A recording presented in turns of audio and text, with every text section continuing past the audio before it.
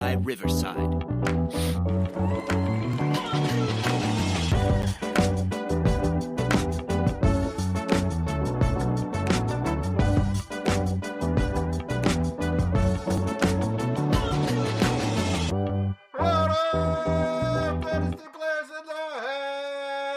It's the Dynasty front office, and we are building you championships one trade at a time.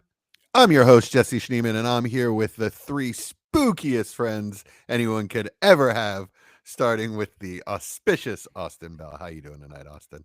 I'm good, man. Just in the middle of things, and I'm ready to go. How are you? I'm great. I'm powering through. I took a little nap, so I'm not at my sharpest. But I've been making myself laugh a lot tonight, and Chad laugh a lot tonight. My main man, Chad Mendoza. How you doing tonight, Chad? I've never laughed at anything you've said, Jesse. That's a blatant lie. It's only by accident. Yeah. It's laughing at you. No, Yeah. I'm just kidding. Jesse's been hilarious the last week or so. You really, but laughing at. You really are laughing at me. Yeah, no, I'm good. I'm glad to be here. Glad I'm not having to watch the Steelers and Bengals play, so that's fun. And ready to get cracking. Yeah, I guess that they can't really flex Thursday night games. They are what they are at this point. And Major Mike Casper, how you doing tonight, Mike? What's up, Jesse? My upload speed sucks, so I'm worried. I was very worried when that started, but I guess we'll see what happens. All right, Mike. Well, actually, on my end, it looks fine. So, yes, fingers crossed. Sweet. All right, Mike, why don't you tell us where people can find us when we're not podcasting? Yeah, so catch us on YouTube and Facebook at Dynasty Front Office, Twitter or X at Front Office FF. Join us on the Discord. Links in the description. We'll be here every Thursday, followed by the pod release on Fridays. Please like and subscribe. The Listener League is active, and we have shirts for Year 1 players on the way. So join the Discord and become a part of the family. And in this episode, we will have the trade banger of the week, Team Frankenstein, Trick or Treat, Rise from the Grave, Misfit Monsters, and a little pop culture fun. So a lot to get through. So let's get to it.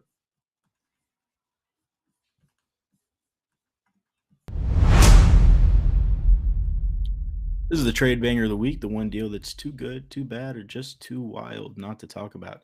If you've got a trade that shook up your league, send it our way. It might be next week's banger. Hey, guys. Hey. What's up, Chad? So we got email? it.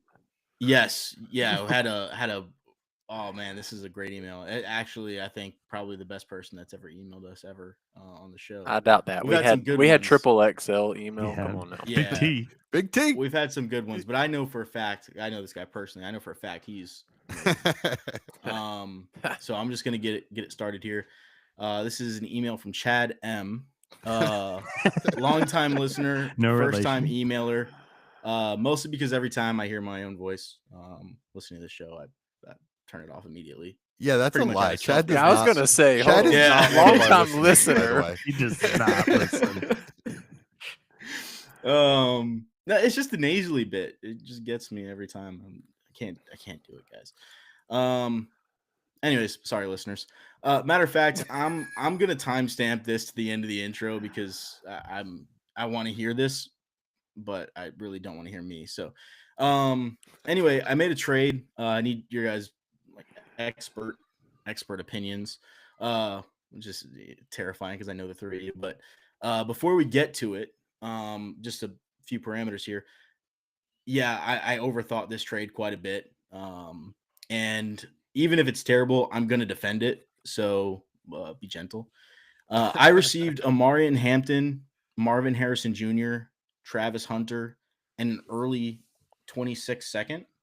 And I gave up all my points in Puka Nacua and Baker Mayfield and Keenan Allen. So be honest with me, but not really. Be nice. So you just want us to go. You're not going to ask us questions about it. I don't want to. I want you guys to direct this one. What because, a stupid trade. No, I know. Yeah, you're. I know, dude. I want you guys to direct this one. Like I said, right. Be kind. Austin, Jesse, Mike. Let's start with the smallest piece of this, the Keenan Allen part of it. Just because I want to go over his value real quick. It is more than I expected. So Is there's it? numerous places I've tried to acquire him. He's a hot name. So What's more than you expected, specifically? more than a second. Oh heck no! Really? Even an early second, No way. or just a late second? Late second. I had to pay a late second and Jack Besh. Oh, you've lost your mind. Yeah. that's crazy. I mean, it Mm. was an overpay, and I It should have was. walked away. Yeah. Besh is finally getting snaps now. Yeah, this last week He played He's like up 80% in of snaps last week. 80%. Yeah, Yeah. I mean, yeah.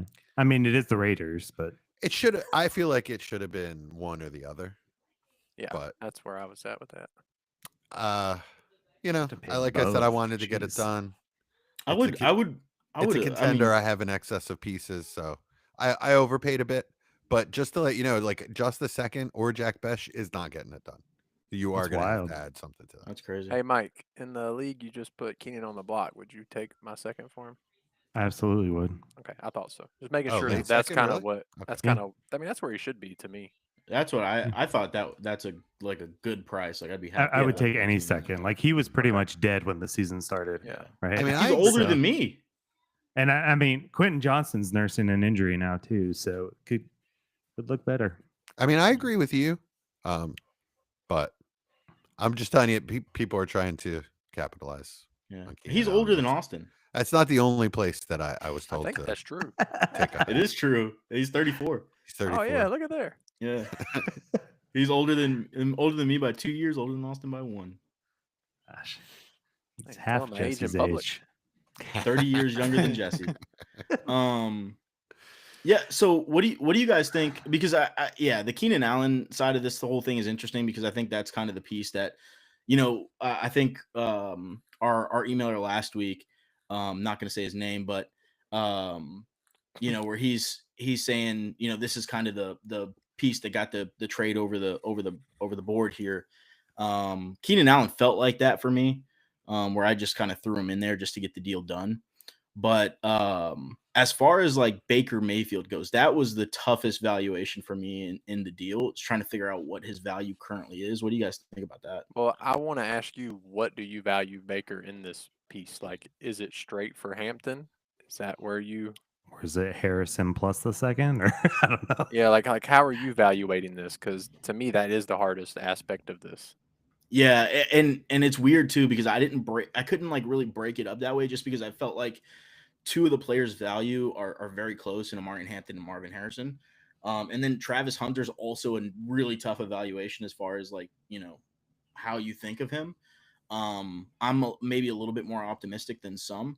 So I just thought of it more so like, okay, 3 players that I really have high hopes for, that I really like the talent. It just needs to click.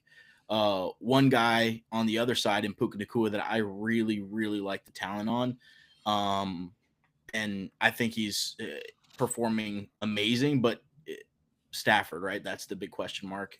Who knows what that comes down to, even if that comes down to like wide receiver 7, 8, 9, perennially or annually rather. I think that's probably likely. And then Baker is just one of those where, for me, it's tough to say, hey, can this guy replicate this every season? Because for me, this is out of nowhere, right? Like this kind of performance is out of nowhere, where he is obviously front running MVP race, looks like a whole different league right now. So, yeah, I don't know. Baker's been playing a version of this for the last 2 years. I mean, he's had 3 different OCs in 3 years, right? It's But now he's the- still doing the same thing. Yeah, it's now the He's Baker balling offense. though. But this is Yeah. but it's hard not to say this is another step forward. Like this is this is different than what he's been doing. Yeah, He's I been, mean, I'm the not saying he guy hasn't been does- great, but he does seem this to get season better has been like every year. top 3, top 4. And he's Caliber not doing it with his quarterback. I mean- full complement of weapons, even is the scary thing. Like, Yeah, could you imagine if he had all 3 wide receivers healthy and a healthy I Bucky? mean, last year he was QB4 with 4,500 yards and 41 touchdowns. So, I mean, he's probably on pace for something similar. He's eliminating the turnovers currently. He had 16 interceptions last year and is on pace he has 1 right now. So yeah, it's insane. There's just so much risk on your side, Chad.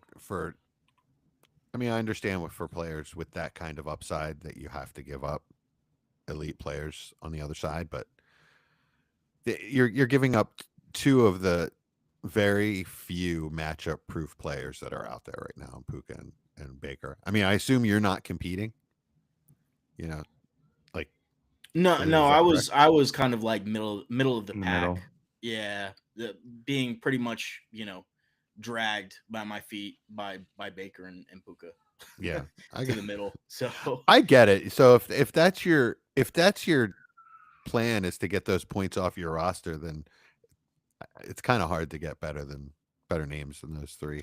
I guess. yeah, that's what I was thinking too. Is to be realistic about it, Hampton, Harrison, and Travis Hunter are probably going to let me lose a little bit more this year, which is something I'm more than happy to do because I really don't want to be sitting middle of the pack. I have all my own picks. I have a few other guys' picks, and then also that early second I mentioned that is locked in 201. It doesn't get any more 201 than that pick is. Sorry, Tim. Is Tim. I mean, Anyways. I could see Hampton and Puka's value being fairly equal in a year. You know, and Amari and Hampton looks like he's locked in once he's healthy. So I'm not. Yeah. And it's not like he's been an injury guy in the past. You know, so I'm fine. And it's not like he's got a small frame that you think is going to get injured. He's a big dude. He's a running back, so yeah, he's got he's got injury risk more than a wide receiver, but Puka gets hurt all the time. Yeah. So it Yeah. feels like he's leaving the field he's limping off the field every other play. So as far as that side of it goes, I understand. It's just that the Travis Hunter and Marvin Harrison are so up in the air. What's going to happen with them? Travis Hunter needs to develop as a player. Luckily for him, he does seem to be in a good environment to do that. Marvin Harrison is not in a good environment. He just needs to be used properly. I think he's a much more finished product. It's just, again, who knows what's going to happen? I don't know. I would be extremely surprised if you saw both Petzing and Kyler Murray. That's their offensive coordinator, right? Drew Petzing. Yeah, I think that's right. Yeah. Yeah. I would really be surprised if you saw all three of those people together next year: Marvin Harrison, Kyler, and that offensive coordinator. So I don't think Kyler's going to make it another Yeah, season. I don't know if this Kyler continues. makes it. Yeah. I mean, he'll be a starting Chad- quarterback somewhere. Yeah. No, I'm talking about with the Cardinals. Yeah, they might. Chad, who are your quarterbacks in this league? I guess to kind of give more. I've got young guys. So I've got Jackson Dart. I've got Cam Ward, JJ McCarthy, and I think Bo Nix. Or is it Drake? Oh, May? jeez. So you had 5 quarterbacks, man. Yeah. Okay. Now Makes it me makes a lot stomach more it a- sense. Yeah, now that, it makes a lot more. that makes me stomach it a little bit more. Yeah. Because I was just Yeah, worried. Drake It's always hard for me to trade a QB, especially an elite QB, and to not get a quarterback back in the. Oh yeah, in the I'm trade. set. I'm set at quarterback. Yeah, and it was really just about getting rid of a quarterback. And out of all the guys I have for the prices they're going for, I just wanted to get Baker off my roster for what I feel is a decent return, and then also push my pick up maybe 3-4 spots in return. Did you have to do the Puka part of it, or did you volunteer that part of He it? Or was did he no, I volunteered Baker. He was after Puka.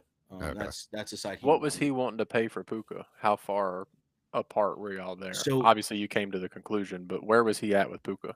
Yeah, so he was wanting to give me Amari and Hampton and his first for Puka. It's not bad. It's not bad. It's not bad. It's not bad. So that was like the original. That was the original deal. He's probably going to win the league, especially now. Anything can happen in the playoffs, but his team is significantly stronger than the second guy. He's kind of going against here, but for me, Amari and Hampton, I think is probably an underrated asset at this point. Post injury, I would say it's dropped off a little bit. I've seen quite a number of trades where if he was healthy, I don't think you see those. And I really like the player a lot. You guys know I had him and Bijan in the same tier this offseason coming out. So, Genty. or I'm Genty. Yes. I had him and Genty in the same tier coming out. So, he'll be locked in top 10 dynasty running back. Going into next year. I like him a lot. So that part I was fine with. But I couldn't move Baker. I tried all season. Say all season, we're 6-7 weeks in, but I've tried, the whole time. At every week, I'm trying to move Baker. Every good game he has, I'm like, anybody want Baker? Messaging people, hey, quarterback went down. What's going on? Here's Baker. Nobody interested, and I think it's because this guy too his team is so good that everybody's just like, no, not doing it. Yeah. So that's kind of put me in a bind too. The trouble I have with trading Puka and the trouble I really have with this trade overall is that of all the wide receivers not named Chase and Jefferson, the two that I could see being wide receiver 1 are Puka and ARSB. Malik Neighbors. Well, not this year. Going into next year, I could see Puka ascending to that point.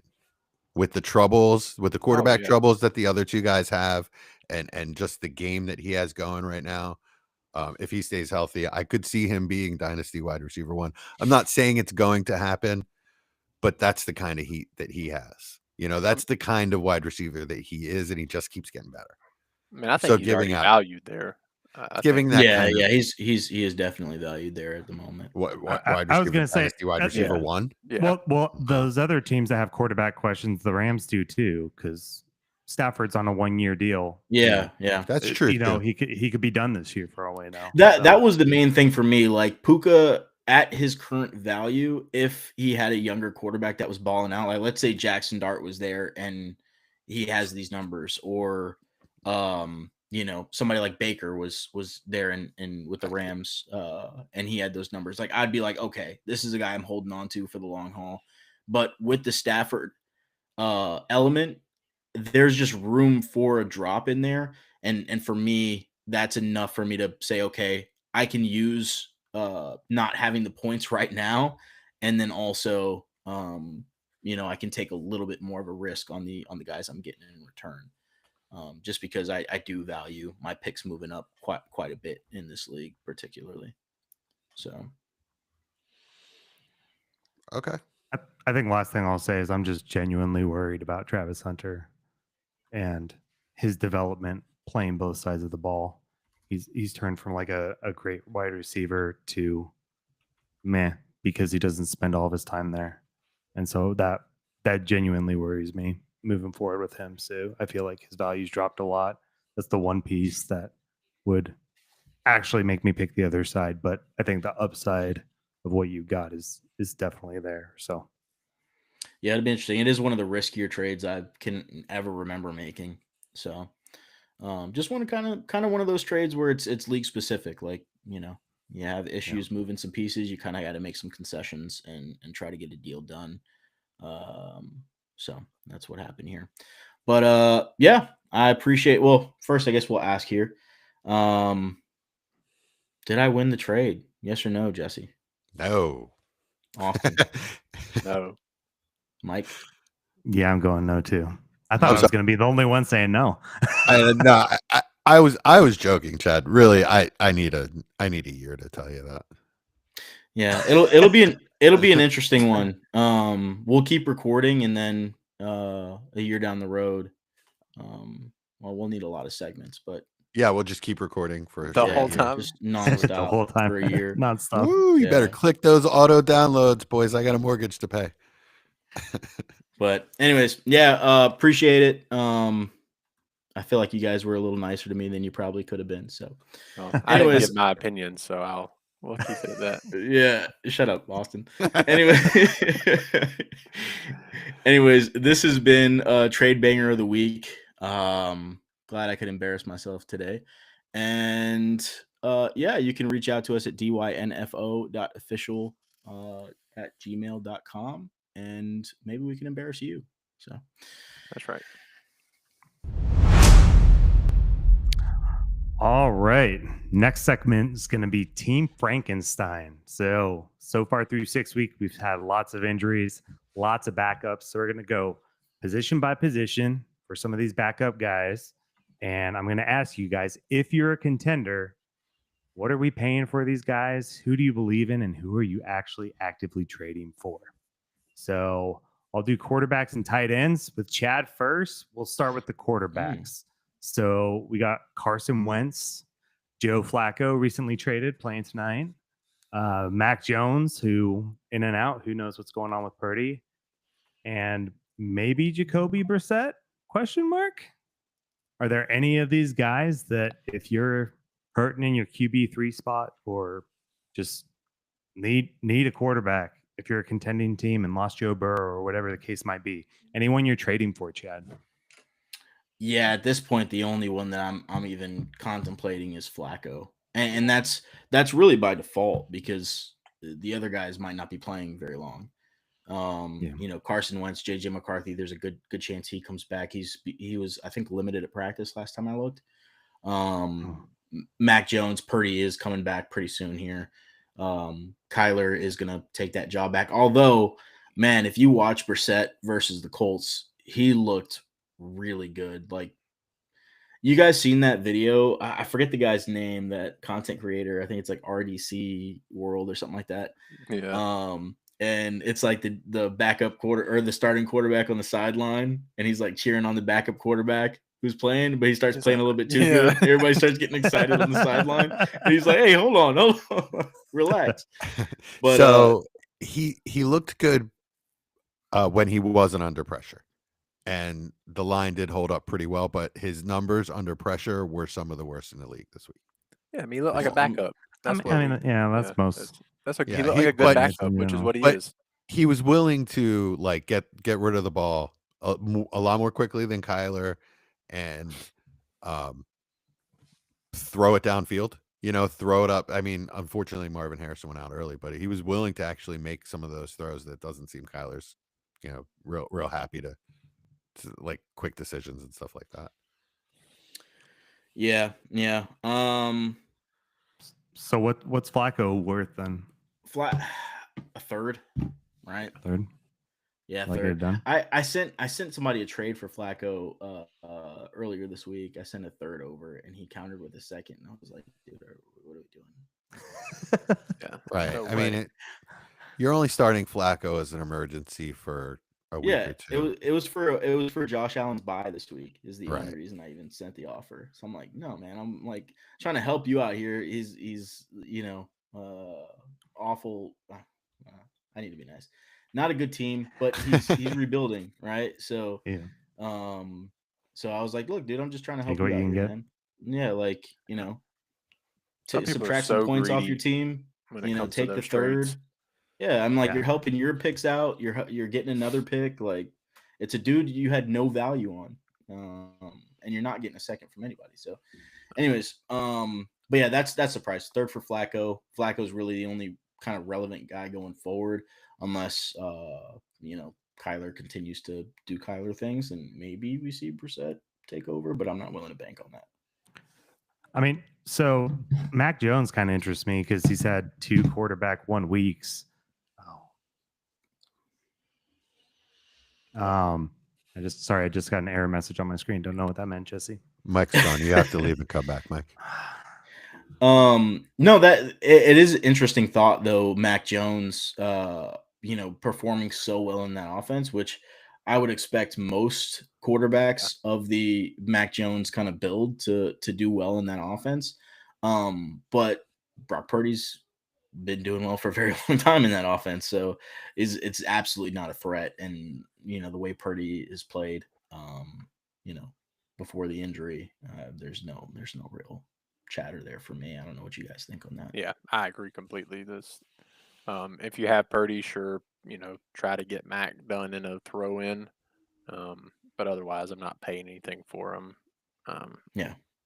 Wentz is the that same was my thing for thought. me, except for McCarthy actually hasn't done it. Wentz has looked fine enough that, McCarthy, the high ankle sprain, it looks like I don't think he plays this week again. So, if Wentz keeps playing well enough, there's no reason for them to rush McCarthy back because that's Yeah. a good enough team that, he could I would like to have Wentz more than Mac Jones is what I'm getting at. Yeah, I yeah, agree. I agree with that. But what do they do though once McCarthy's healthy? It's a controversy if they don't start him, right? You don't let people know. You just have him as limited Yeah. for a You month. fake an injury. You got to. You just keep the high ankle sprain as limited. I mean, there's no unless he comes out, which would be a detriment on him to do. Nobody's going to come out and say, "Oh, he's not really hurt now," especially if the team's winning. Yeah. So Yeah. Teams do that all the time, I'm sure. Exactly. So that's the thing too. Like you think about the quarterbacks they let walk out of the door this past offseason. Yeah. It's if McCarthy doesn't do well and he's not put into a position where he can perform really well, it's really not a good look for the organization. Oh, Kwesi. Come on, buddy. I mean, Darnold looks really good in Seattle right now. He looks Daniel Jones, top of the league, good, to be honest. I always forget Daniel Jones was there. Two guys in both the quarterbacks that left this past offseason are in the MVP discussion. Like, when has that ever happened? Yeah. I'm going to go ahead and call it, and I'm sorry, Chad, but Daniel Jones falls off before the end of the season. He's looking more and more like Daniel Jones as the season goes. He looked the first couple weeks. He looked good this past week. He looked a little turnover-worthy throws. Little up and down last week. Yeah, he looked more like Daniel Jones from the Daniel Jones I remember. Little up and down, but I think we see a fall off. I think you know what I think. I think that the leash for Daniel Jones, and not the leash with the Colts. I think the leash in people's mind is a lot shorter than it is with other guys. When other quarterbacks have a down week or they throw a pick, it's looked at differently than when Daniel Jones does it. I think he's looked really consistent, and all of his advanced metrics show that he's been one of the more consistent quarterbacks in the league this year. Yeah, well, I think that's natural, people, because same thing happened. No, it is natural. I'm not Baker, begrudging it, but I'm just saying, like, it's one of those things where Daniel Jones has looked really good this season. Now people will argue like the TDs and stuff aren't there, but that's because he's also getting the rushing TDs, and they're doing a lot of like Jonathan Taylor, getting the short yardage TDs because he's been so dominant this year. And people have even used that as an excuse for Daniel Jones performing well, and I use the word excuse on purpose there. But if you actually watch the Colts game, which I've watched every Colts game this season, they have come out and thrown the ball before they run. They throw the ball to open up the run. And they've done that almost every single game this season. It's not Jonathan Taylor rushing for 1,000,000 yards and then them, coming in and then Daniel Jones figuring things out in the passing game. It is definitely the other way around. So I'm not saying he's going to keep up what he's been doing this whole season or this, up to this point of the season. But I'm just saying, for whatever you got him for and where he's currently probably being valued, it's still a bit of a bargain in my opinion. I think he's playing well. A little not quite like what he was the first couple of weeks. I don't think he's quite at MVP level, but he's playing well. I agree totally with that. Yeah. The first couple of weeks he was the best quarterback in the NFL. Yeah. So that's like not really, it's tough to maintain that for an entire season. But I think he's comfortably in the top 7, top 8. Right on. All right, we'll move on to tight end till Mike gets here. For tight end, he has Michael Mayer, Dawson Knox, and Cade Otton. Chad, any of those guys interest you? And if so, which one the most? Oh man. Probably Mayer. If I had to pick one, but really none of them. I mean, the only reason I say Mayer is because they've shown that they want to use Mayer, even when Bowers is healthy. I say, quote unquote. So I don't know if that's going to continue. If it continues, it's a dang shame. But it's that whole dynamic is so weird. Whereas the other two, it's just a product of the injury for me. Kincaid's looked really, really good. As soon as he comes back in the lineup, Knox is going to disappear. Cade Otton is not really doing much. He's going to be Cade Otton. So, I mean, I don't know. Maybe you default to Cade Otton because he's a starter, but Yeah, that's kind of where I was at. I think So, I would take Cade. The thing with Cade Otton is when all the wide receivers were hurt last year, he got 1 million dump off targets. And can you do that again? I guess right now. Wow. But it does look like Mike Evans is getting closer to coming back. And just like Mike Casper, Mike Evans and Mike Casper are both on their way back. It was also like a different like coordinator and everything. It doesn't seem they haven't shown the same preferential treatment to Cade Otton when injuries happen that they did show before. Now we're seeing some of the wide receivers further down the depth chart really come out and ball out. So to me, it just looks different. I don't think Cade Otton is ever relevant as far as the season goes. Maybe if situations change, but well, actually, he did get a bunch of run last week. Yeah, he got hurt, so that does kind of lend a little credit to it. Yeah, we'll see. We'll see. It's not like it's some high upside play. It's definitely a floor play. Yeah, I want to see when the game plan is designed, like when it's not a something has happened, we're reacting to it, but an actual game plan is made. If Cade Otton is a featured part of the game plan, I just have doubts on it, and because I just don't think he's that good. I have a question. So obviously we know who Tez Johnson is. He came out. We scouted him last year on the show. But Cam Johnson, who's Cameron Johnson? Well, we will get there a little bit later in the show sheet, but we can go ahead if you would like. just real quick, Austin, tell me where did this guy come from? Oh, you're gonna put me on the spot. I don't know who he is. I picked him up in like 20 leagues, but I did. So he came out a lot of fab on him, Austin. He came out of yeah. He came out of nowhere for everyone, right? Well, he came out of Barton College. If you can tell me where that is, then we'll give you the win for the week, Jesse. Nah, I don't know where Barton College I have is. no idea either. Gonna guess Nevada. Oh, that's my guess. State? Oh no, don't say it. I'm gonna guess. Oh, I should know. Maryland. Nope. It's definitely not Maryland. No, it's Wilson, North Carolina. What? Oh, North Carolina was my next. I knew it was somewhere on the East Coast. There's a college in Wilson. I guess. I mean, it's Barton. There's literally nothing else there. How have you never heard of Barton College? 35,000 undergrad tuition. Yeah, it makes sense. In 2024. A year? No, that's how many people graduated in 2024. How have I never heard of that? It's like 3 hours from me. That's pretty big. Yeah. Shout out Barton. Yeah. What's their mascot? Oh, I don't know. I already closed it, but I got you. Okay. It's a creek. It's a camel. The Barton Creeks. Yeah. And I think they play Alabama next week, so it's gonna be a good game.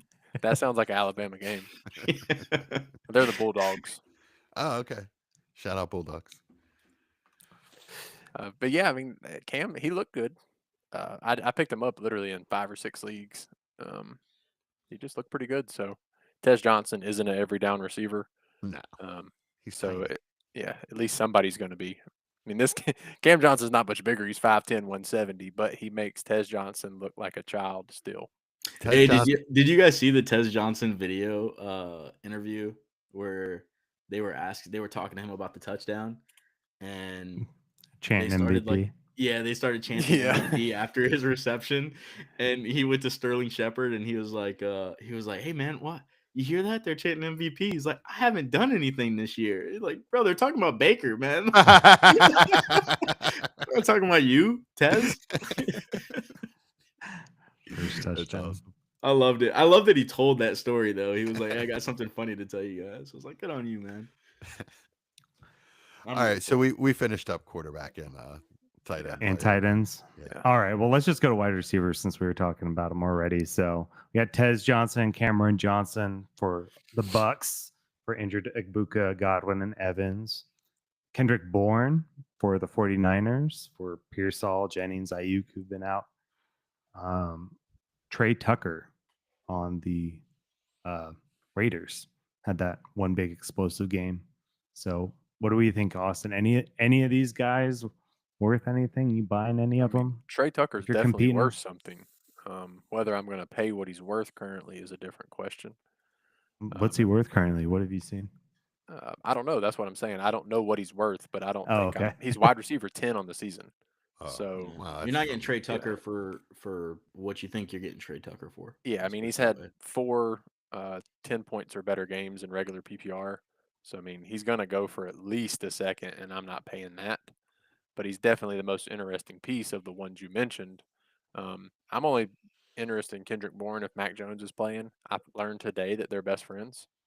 I did not Oh, know that. I interesting. wish I did. It would have been great information to know. But yeah, they're best friends. So if Mac Jones plays, Kendrick Bourne, I probably will trade for. But otherwise, I mean, one of the Bucks guys will be good. I'm not going to believe it's Tez Johnson, so I guess Cameron Johnson. And I would pay Okay. Fab. That's about it. Yeah, Gotcha. I'm not giving a draft pick for him for a guy that, especially if Evans could play this week. I can't wait for Tez Johnson's breakout next week. He definitely Alright. could. He could. Yeah. Yeah. If none of those three are playing.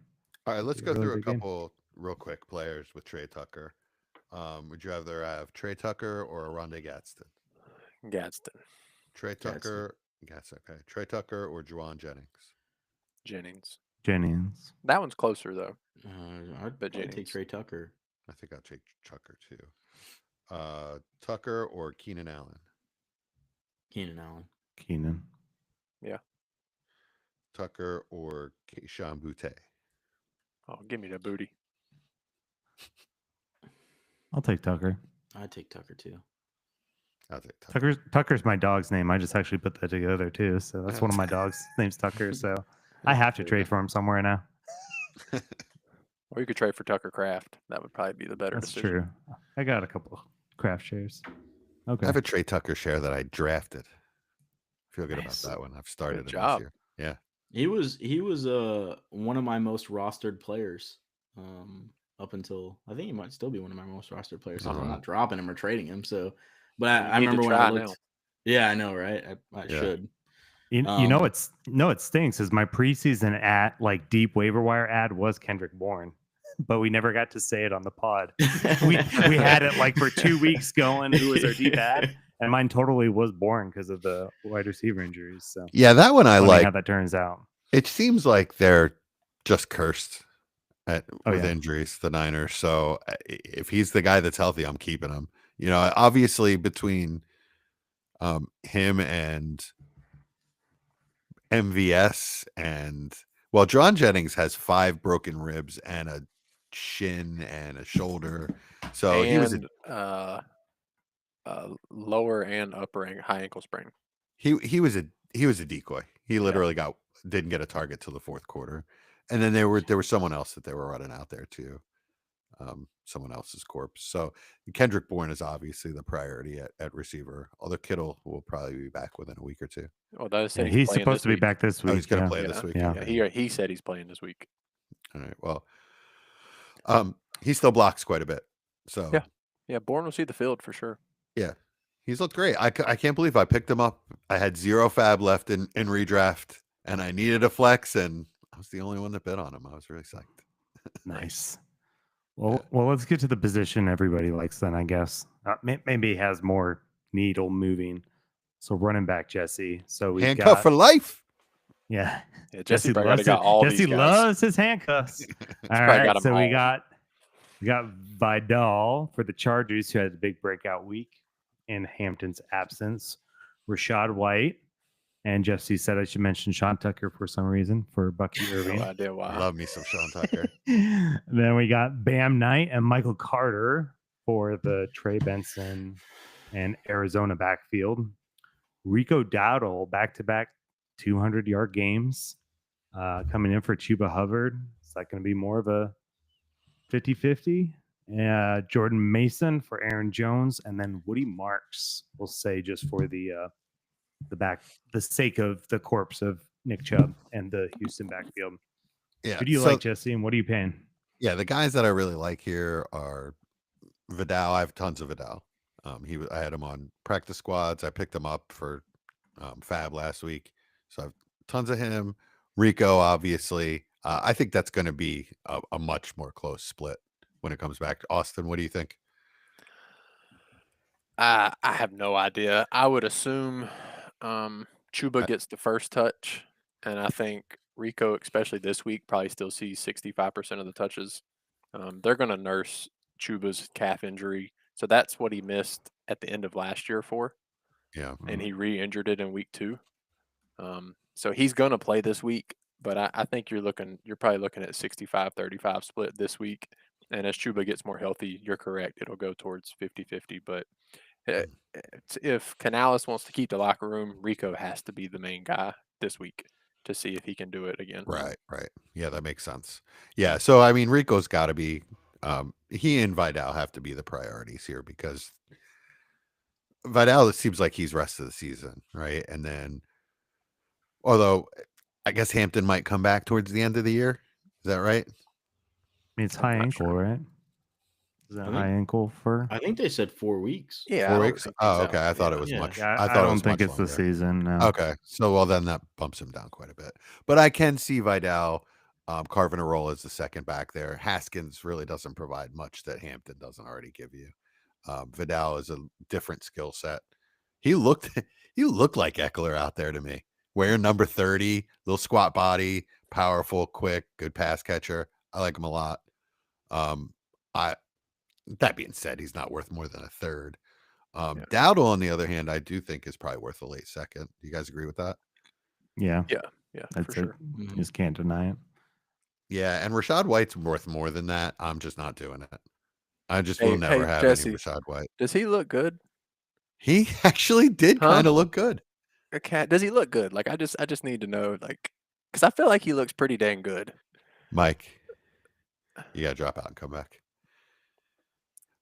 But yeah, he actually did look good on some runs. He actually 2 weeks slashed in a and looked row, sir. quick, and I was surprised. Yeah. But it doesn't matter. I'm not. I mean, guys can get better. We were just talking about Chuba Hubbard. Yeah, I've been impressed with Rashad. I still have a ton of shares because he wasn't worth anything, so I kept him. And I've started him the past 2 weeks, and I mean, he looks like a good running back, I have which a is ton nice of Sean to see. Tucker. I have a ton of Sean Tucker shares because he is big and fast, and that's it. And still not good. That's the If he problem. ever gets his opportunity, he's fine. He's got good vision. He's big. He's fast. He just can't move laterally. He's a little bit of a refrigerator on wheels. The name for me out of all this you haven't mentioned that for Dynasty, the one I want the most is Woody Marks. Okay. I mean, he had that 1 week that he looked good, and otherwise he's stuck in the mud. He's I not mean, I getting kn- the touches still. I don't know how Mhm. you go from doing that good to getting like 6 touches the next week. I don't understand how that's possible, but It's got to be he- rookie stuff. He's got to be making rookie mistakes in practice and not yeah, lining I up guess right or so. whatever. But I mean, Mixon, I don't. He might have lost his foot by now, for all we know. Chubb plays like he's lost his foot, Yeah. so before the season's over, Marks is going to become the 1A there, and I mean, to me, he looks like a more than capable 3-down back. So that's the name I would like out of everyone mentioned, unless I'm a high-end contender, and then Rico probably jumps that. I mean, the bar's so low, he doesn't even have to be more than capable. He just has to That's be true. a little less than capable. Yeah, he needs And, 2 feet. yeah. I mean, the bar they've set is exceedingly low at the moment. Yeah, So, I agree. which is sad to say because I was really, really rooting for Chubb to come back strong. If I needed a running back, Jordan Mason isn't a terrible option, but I'm not paying the second that person No. wants. Absolutely no, not at all. I feel like if you either had Jordan Mason when Aaron Jones got hurt, or you missed the boat. That's just Yeah. kind of where you're at. And you should have sold him when Aaron Jones got hurt, Yeah. Well, to be honest. unless you need that depth. Yeah, but you get better depth. You could have traded Jordan Mason for Rico in a second and got the same production before Chuba got hurt. Before he got hurt. Okay, but you didn't know Rico was going to go do But that. my point is they're both flex plays. And then Chuba gets hurt and Rico does this, where Jordan Mason, outside of the first week off of some gimmicky catches, he hasn't looked good. He's hardly a flex play. That's what I I'm mean, he getting looks at. fine. He looks fine. He's a power back, which we're finding out you don't like power backs. That's true. He's a power back with some speed, and he's a good effective back. He was good for the Niners. He's good in this system. I think he'll be effective. He's if I need an RB2, Jordan Mason, actually, I might give up my late second because it's a cheap option. I think he'll provide you points. Okay. I mean, the problem is he does come out on all passing third downs, and a lot of passing downs he does come out, and Xavier Scott comes in, and that'll be Aaron Jones in the future. But yeah, at least a solid flex play. I mean, I guess Am I crazy, Chad? Yeah. I mean, I don't know. No opinion from me on it. I think you're crazy. He's been an RB2 twice this year out of all the games. RB2. All right. Yeah. I mean, it's hard to evaluate some of that too, though, because their offense was non-functional with JJ McCarthy. I mean, he had his second best game with JJ McCarthy. So, you know what I'm saying? Like, it just, yeah. That's how I feel about it. Yeah, right on. All these guys are that way a little bit. I mean, I want them more than I want the recycle corpses of cut Jets, Bam Knight, and Michael Carter. That's true. I mean, Bam Knight looked really good. Really good. He looked all right. That's another He guy looked good. He straight looked ahead good. Power. Bam Knight looked good. I don't care what anybody said. I never heard of the dude before. You never heard of Zonovan Knight? Oh, is that Bam Knight? Yes. Really? Yes, from the Jets. He's Oh. not just nobody. I just kept hearing Bam Knight. I was like, who's Bam Knight? That's He was a looked thing really good. a couple years ago when Brees got hurt. Yeah, I liked him. Yeah, I remember him now. But He yeah, and Michael Carter both have been practice squad guys since, though. So he looked like a significant improvement over Michael Carter. I mean, if maybe not knowing who he was while I was watching the game helped, but he looked good. Okay. He didn't look better than Sean Tucker or Jordan Mason. He looked better than Sean Tucker. Yes, he did. Sean That's Tucker was really not good that on hard, that though. touchdown. Bounced it outside, power Yeah. into the end zone. With that nice touchdown, it still averaged a solid 4 yards a carry Okay, that's good. because that's who he is. I mean, yards per carry, is that what we're doing here? Yeah, I don't have the advanced stuff because I don't care about Sean Tucker's advanced metrics, so I'm giving you yards per carry. He's a good enough run. Yeah, there's a reason. All right. I think we should stick a wooden stake in the heart of the segment. What do you I say? agree. Let's do it. Yeah. Goodbye, Frankenstein.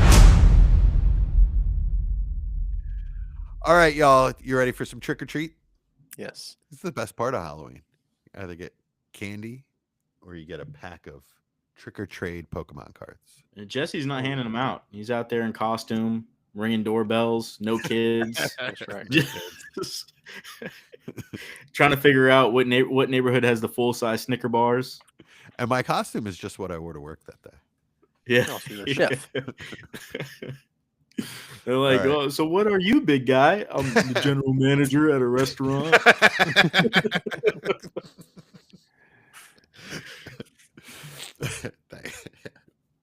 All right, y'all. So trick or treat is I have a trade scenario. You're forced into it, and you tell me if that's a treat or if it's trick.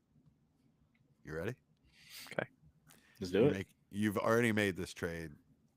You are trading Trey Benson, and you're getting back Dallas Goedert and a late second. Trick or treat? Treat. Ah, got you, Austin. I got you to admit Dallas Goedert is good. Yeah, because you put Trey Benson with him. And a What did you second. expect? Yeah.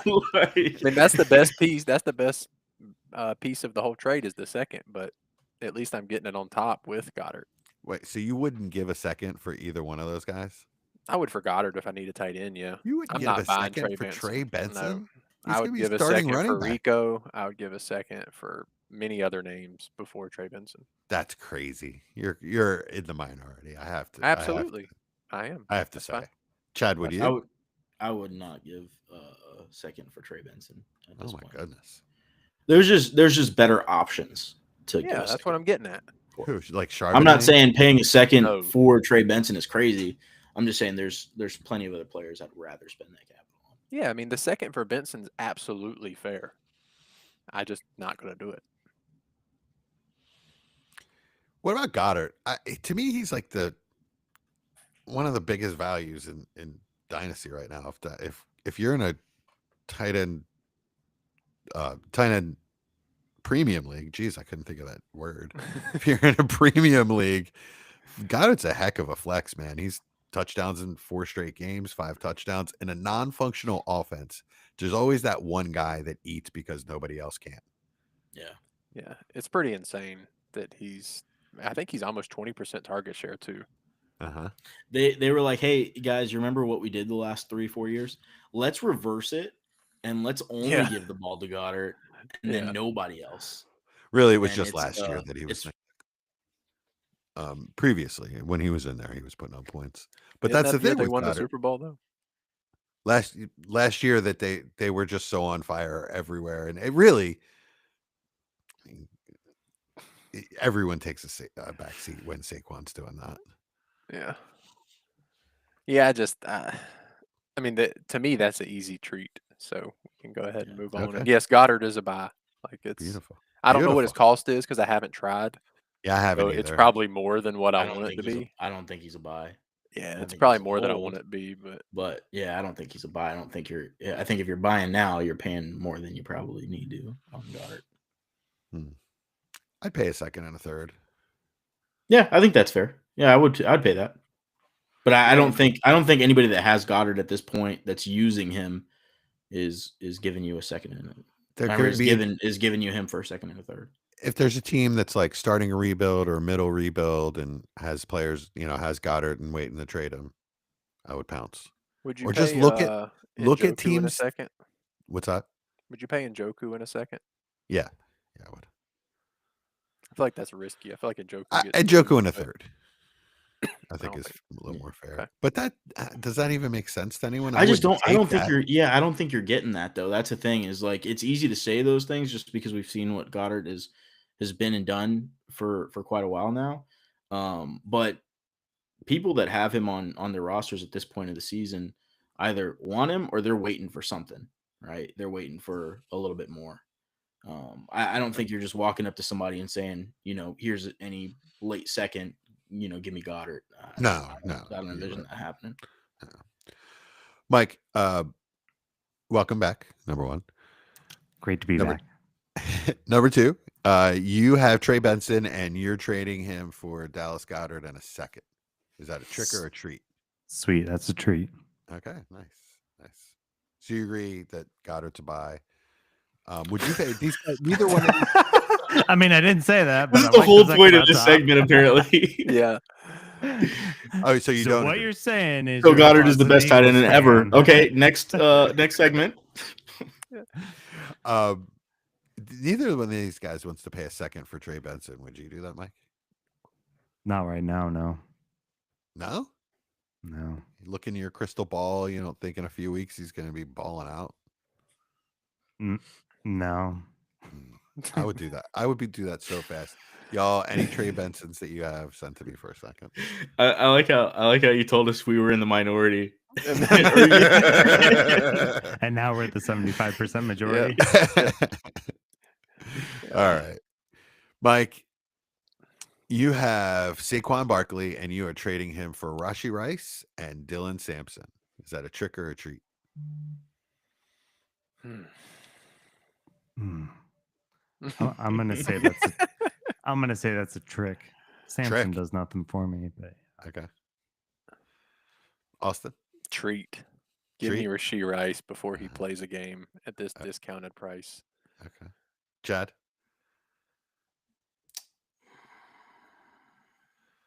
This is a good trade. It's a good trade. it is a good trade. It's a good trade. I'm gonna say like it's not maybe not a trick or a treat. Maybe it's like a Milky Way. Oh, that's a Oh, treat. I love Milky that's Way. a I trick. love Milky Way, It's a I love Milky Way Milky that- Way. ugh. Yeah. especially the cookie dough one. Definitely a trick. That's a Then- trick. yeah. Well, then you're getting rid of the bad part of Milky Way when you get the You- cookie dough in. You guys don't like nougat? It's chocolate so- and nougat. So is Three Musketeers worse? Yes. Okay. Oh wait, so I Milky love Way nougat. has caramel. Yeah. Caramel So and here are the nougat. stages. I love caramel. Three Musketeers is just nougat and chocolate. You add caramel to that, you get Milky Way. You add I thought that peanuts was to Snickers. you add peanuts to that, you get Snickers. Oh, See, but Snickers hides the caramel so well, and that's Yeah, the I best mean- part about it. Like Yes. Milky Way is just like it's too much. It's too much caramel. Snickers really is one of the best candy bars out there. Oh, it's great. it's a banger. Yeah, Snickers is great. Snickers almond. It's not as Mm, good as Reese's. but it's a Snickers banger. almond. I love that one. Yeah. Oh yeah. I never That's tried old, the old almond. man stuff, Chad. Give it a I, couple of years. What do you mean? It was like Mike- a new flavor 10 years ago. Mike, I have a feeling. Not I have a feeling. I know. Mike is a dude that like falls for all the new candy advertising and all the new energy drink flavor advertising. He's like, "Oh, Red Bull came out with a new flavor. Got to go get it." I know. Mike's Not that Red guy. Bull, but C4. Yeah, for sure. They had lemonade this summer. It was amazing. I never once thought about an almond Snickers. Nah. Dude, that's It been does out sound for pretty good. decades. No, it I does, feel but it like. does. Yeah. But It's it's really good. just it's hard. Like Reese's does the same thing too. They come out with a new. Oh, like- they just came out with the Chips Ahoy one. Oh, I did so have that good. one. It's so Oh, it's so good. good. See, It's so good. Reese's I didn't always even comes have out with that. the new stuff. I like the peanut butter and jelly Reese's cups. That was Those good are too. good. I haven't had Really that. good. Yeah, grape feel- or jelly. I feel I like mean, next grape week or or the week strawberry. after, we're gonna have to do like a Halloween candy ranking. show. Yeah, we're gonna have Like to do now, that. we're Yeah, so well, off the rails. We can do that next week for sure. Rashi Yeah. Rice turned into Snickers talk. But back to the point. This is definitely like a Milky Way trade to me. Okay, so It's mid. candy, but That's a like- treat. yeah, I could be on either side. Like one day it's cool, one day it's not great. So I would prefer Samson being like a second or something, but I don't know if that can happen. yeah, you think you could get that? I would Maybe. sell Saquon if I could, for sure. Maybe. I'll be honest. I think I would sell Saquon straight up for Rasheed Rice. I was gonna ask you if you'd do it straight up. Yeah. 'cause Yeah, that's- Dylan Sampson was a throw-in, really. Yeah, I mean Yeah. Sampson's an interesting throw-in because if Judkins gets hurt, he's going to gain significant value. For sure. Yeah. But as of now, he's not beating out Jerome Ford for snaps. Well, different roles. Yeah. Sampson isn't. I mean, we all agreed Sampson was a guy that needed touches. That's why we were all let down that he went to Cleveland. Yeah. After they drafted Judkins, he's not a receiving weapon. Even though that 1 week he went crazy receiving. True. Yeah, I guess I misjudged that completely. Oops. Whoops. All right, next we have you are trading Debo Samuel for DeAndre Swift and a mid-third. Trick or treat. What's that That's candy what with I was gonna coconut? say too. What's Yeah, that? almond joy. All that's what this got is. nuts. That's Mounds. what Mounds. this is. Oh, Yeah. Whatever that candy is, that's what this is. I don't That's an want either almond side. joy. You don't want either side? No. I offered you Debo earlier in the week. And what I Austin. tell you. I'll Man. take Debo. Yeah, I said no I'll thank take. you. D- I I'll said it take was my Debo last here, option. but So it's a still. trick for you, Mike. Yeah, Mm. it's a trick. I would prefer Debo over Swift. So yes, it's a trick. Yeah. And a third. Sure. Chad. Yeah, give me the Debo side. I offered Debo. I've been trying to trade Debo all season for 2 Yeah, seconds. you have. And off season. Nobody wants to give me 2 seconds for Debo. That's all I want. I was gonna offer a third. I was but gonna knew say if you wouldn't could get like that. 1 second, A I think third? that would be a decent Yeah. return. I would just don't say a trust him. second. 2 seconds for Debo is. I mean, kinda he's wide nice. receiver 8. That Yeah, is I know. kinda- I get it. Yeah, I'm not but trading him it's- for it. I'm not trading him for a late second. I'm not doing it. He can die on my roster. I'm not doing it. Well, what were you gonna trade him for before the McLaurin's season? also been Rest in out peace, too. my friend. I was hoping he would get up to like mid to A early second. second. Mid to second. early second. I So if just, you got an early second, would you turn it down? No, I would take an early second. Okay. So we But- talked him down from 2 seconds to an early second. So No, But who that has an early second is giving him an early second. It's like going to be a rare thing where a contender has an early second. that's someone's It is. pick. Yeah. it is. Yeah, That's but why at I that say point, 2 seconds. You know, I'd rather just go 2. get a. Would you rather have Debo, Diggs, Keenan Allen. Which of those guys would you prefer? Debo would be Debo. Gosh, that's like all Mike wide receivers right there. That is, yeah. That's an all Mike. I think team. Debo's last for me of those He's the three. last for me too. I would have Even though he's Debo. technically the highest right now in the season. I'd have him above all those guys. He's also the youngest of all those guys. Mm. Yeah. Yeah, that's actually tough. He doesn't feel it, but he is. Is he younger than Diggs? Yeah. Yeah. Diggs is He's- 30. Yeah. I might actually be with Jesse on that one. I don't know. But Debo's I might 29, go right? higher too. 28 or 29. He's 29. Yeah. All right. Pretty Well, sure. that's younger than 30. Well, yeah, I thought Diggs was 29 too. His body's been through enough to be 35, but he's That's not the true. 49ers anymore, so who knows? He might be mean- healthy now. No, he's not. Diggs He's is hurt. 31. Diggs is 31. Diggs is 31. Yeah. So, Okay. I mean, yeah, he is an Debo is an old 29, but I'll take Yeah, him Debo over. is 29, about to be 30. What about Swift, man? I'll tell you what, he looked really good last week. He did. They Finally. they look like they fixed their run game. The offensive Right. line was getting out there, making some holes. Did you see the 50-something yard touchdown catch to Swift? Yeah, He I want to looked- see a couple more weeks before. He looked really good. Stutter, value him stutter, higher. make a guy miss, and then accelerate. Really, really good play. Yeah. It's the old stuff from Swift that we always, Yeah, his one-step cut was amazing. It Exactly. was one of the best I've ever seen coming out of college. That one-step cut was ridiculous. yeah, his stop and go was always really good. Yeah. So if Chicago's line is firing off like they were in that game, and it's not like they were just playing a pushover, right? Yeah, I mean, maybe. The Mhm. thing is, it's such a week-to-week league. Yeah. With 1 week, I just don't have any faith that I'm going to see it again. Yeah. I am starting him over DJ Moore in a league, if that says anything. Yeah. That's I've smart. got him. Yeah. I've got him in a few lineups. I mean, I would just I would just say like the Commanders, their rushing defense is not the best in the league. I mean, they're decent, but Yeah. they're not world beaters. They've been this year what I thought they'd be last year, the Commanders. An average team. Yeah. And it's that's not true. like that was the only game that Swift has been good in. I mean, he's put up some decent numbers all year and then showed out this Yeah, Yeah. I'm still not. Yeah. buying. Yeah. All right. You're trading Derrick Henry. This is a 0.5 premium league. You're getting back Terry McLaurin and Theo Johnson. Chad, go first here. I need to know how you feel about Theo Johnson before I make my decision. All right. Okay, that's I like it. I'd take McLaurin and Theo Johnson, just because it's two players, as long as it's a deeper league, and hope Theo Johnson breaks out with Dart. Derrick Henry. Are they going to start running the ball more? No, their defense is too bad. I mean, They ran it quite a bit last week. That was their objective. Come out and run the ball. They were actually in the game for a little bit, but Yeah. too. yeah. I mean, that's the thing. Lamar's got to be back, or Henry's, I feel like, just going to tank. Yeah. I mean, Well, that's the yeah. expectation. He'll be back after the bye. He looked good against the Rams. I just don't know, going forward if it's going to look like, the 11, 12, 13, 14 carry, games he's had previously. And even when Lamar was like, healthy, it wasn't like, we were seeing crazy Derrick Henry play. So, I mean, I don't know. He got game scripted out of a couple of games. Yeah. When the defense was super injured.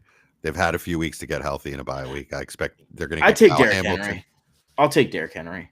They're going to get Kyle Hamilton and Roquan back. So. I'll just bet on as the Not season Roquan. progresses, and defenses start getting worn Queen. down, he starts looking a little bit better. Queen. I mean, not that he's looked bad, he hasn't looked bad, but him getting more, consistent production rather.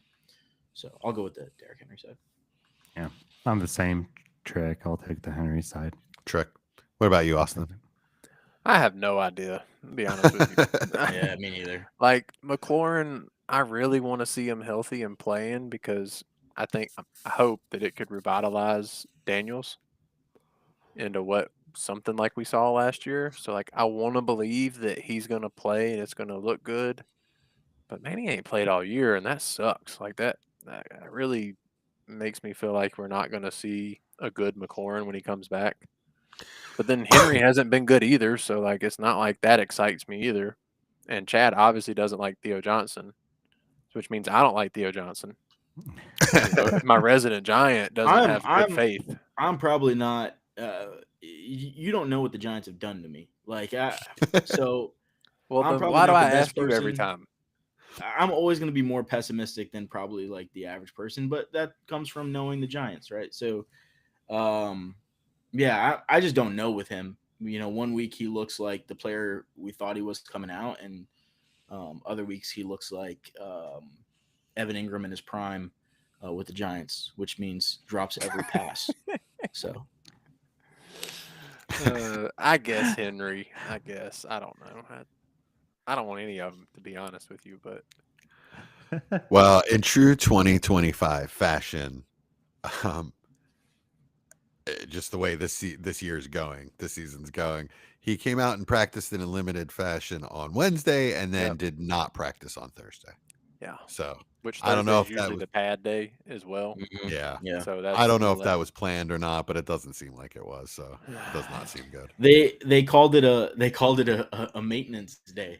So oh, I'm did like, they? What has he been doing? What I mean, Yeah. like isn't Broken every down day a Chevy? maintenance day for him so Jeez. far? Yeah, one limited practice in a month. So yeah, I guess Henry because he's gonna. Yeah. I'm gonna play him every week, and I mean, it was meant to be a trick. You should take Henry. Yeah. we'll see. We'll know by week 18. Yeah.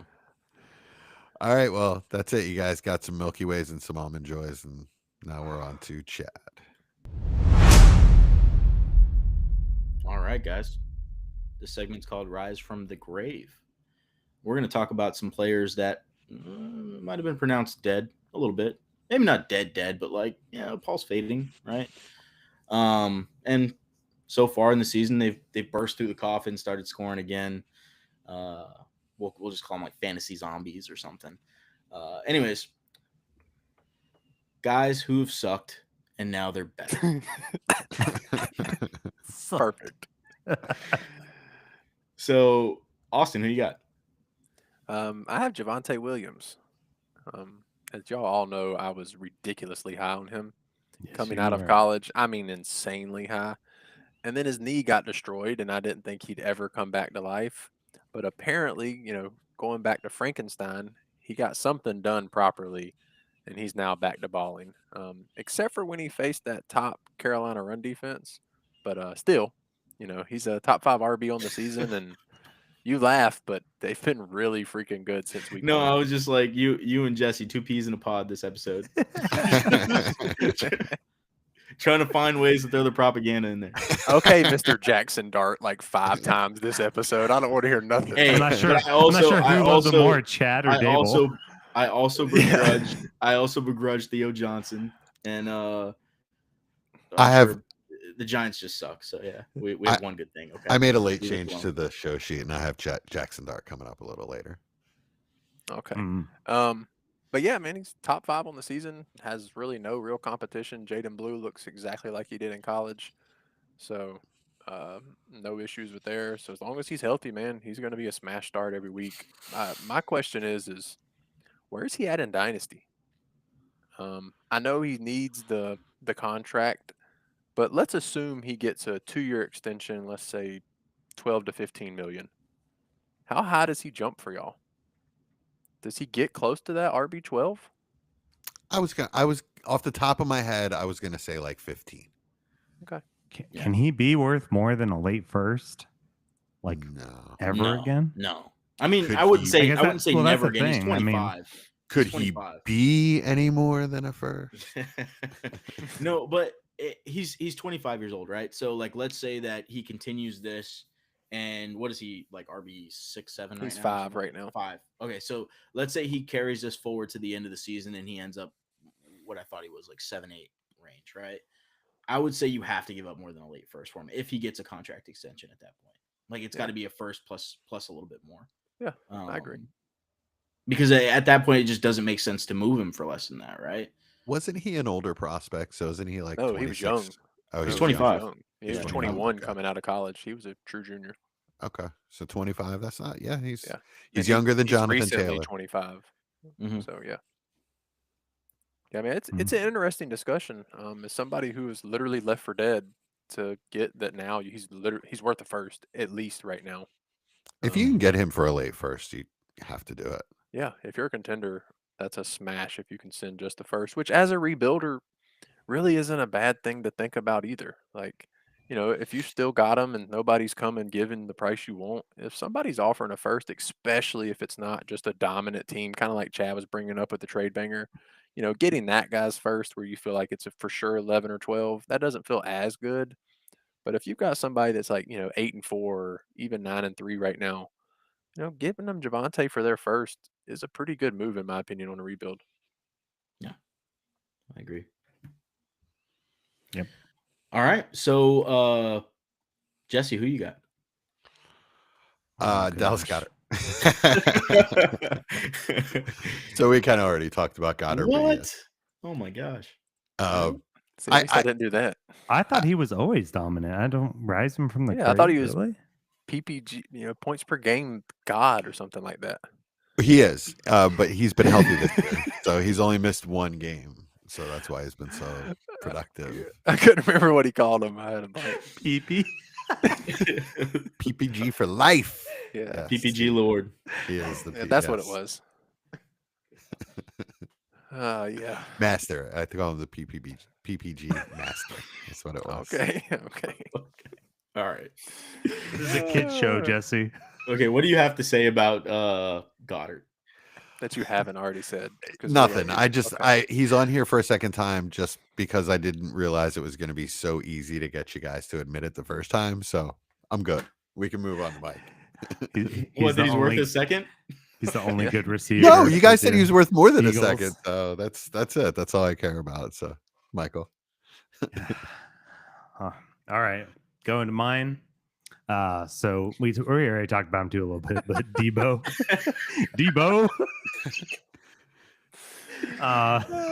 Sorry. Audience, please rewind I 10 am minutes losing and it. 13 seconds and listen to our duo conversation. But all right, so now you have Debo in here, but like 7 minutes ago you dogged him. Well, did I dog him that much? I mean, he's the only one that picked him of the Oh, few that I okay. said. Wasn't I the only one that picked him? Yeah. Oh, okay. My bad. There you go. Yeah. Debo does seem like a Mike type player. Yeah. Older guy that produces. Yeah. He's a wide receiver 8 on the season right now. He's had 3 wide receiver 1 finishes so far. So now what that looks like with Terry McLaurin back, who knows? But I don't know. He could be revitalized in a new place, in a new system. If you can get him for a first, man. I mean, Huh? Debo? Second. Okay. Oh, My brain Oh. rewound to the last conversation. No, Goddard? seriously. If you can get if you get Goddard and Debo for a first, man.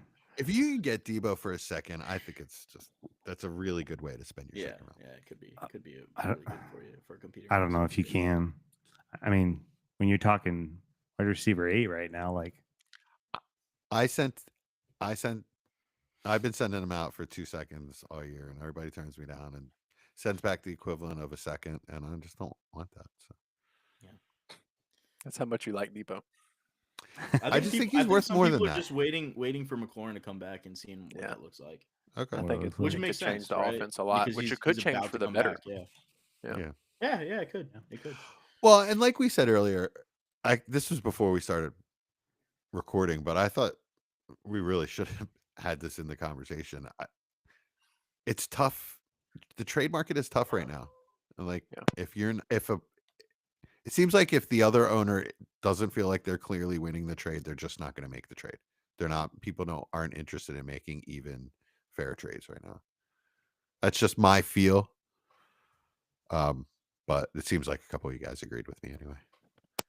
Yeah, I agree. It's a tough time of the season in general. Everybody's still trying to figure their teams out. If you're not 0-12 right now or close to it, or 12-0 or close to it, you don't really know what your team is because of all the injuries, all the buys. I have some teams that were loaded, and now I'm looking at my IR, and it looks like the first 3 or 4 rounds of a startup. Yeah. So All that my changes a IRs are lot. full. Yeah, so Yeah. like it makes it really hard to decide. Do I want to pay a second for Keenan Allen or Debo or Goddard, or do I just want to push Just- off for the rest of the season and go to next year kind of thing.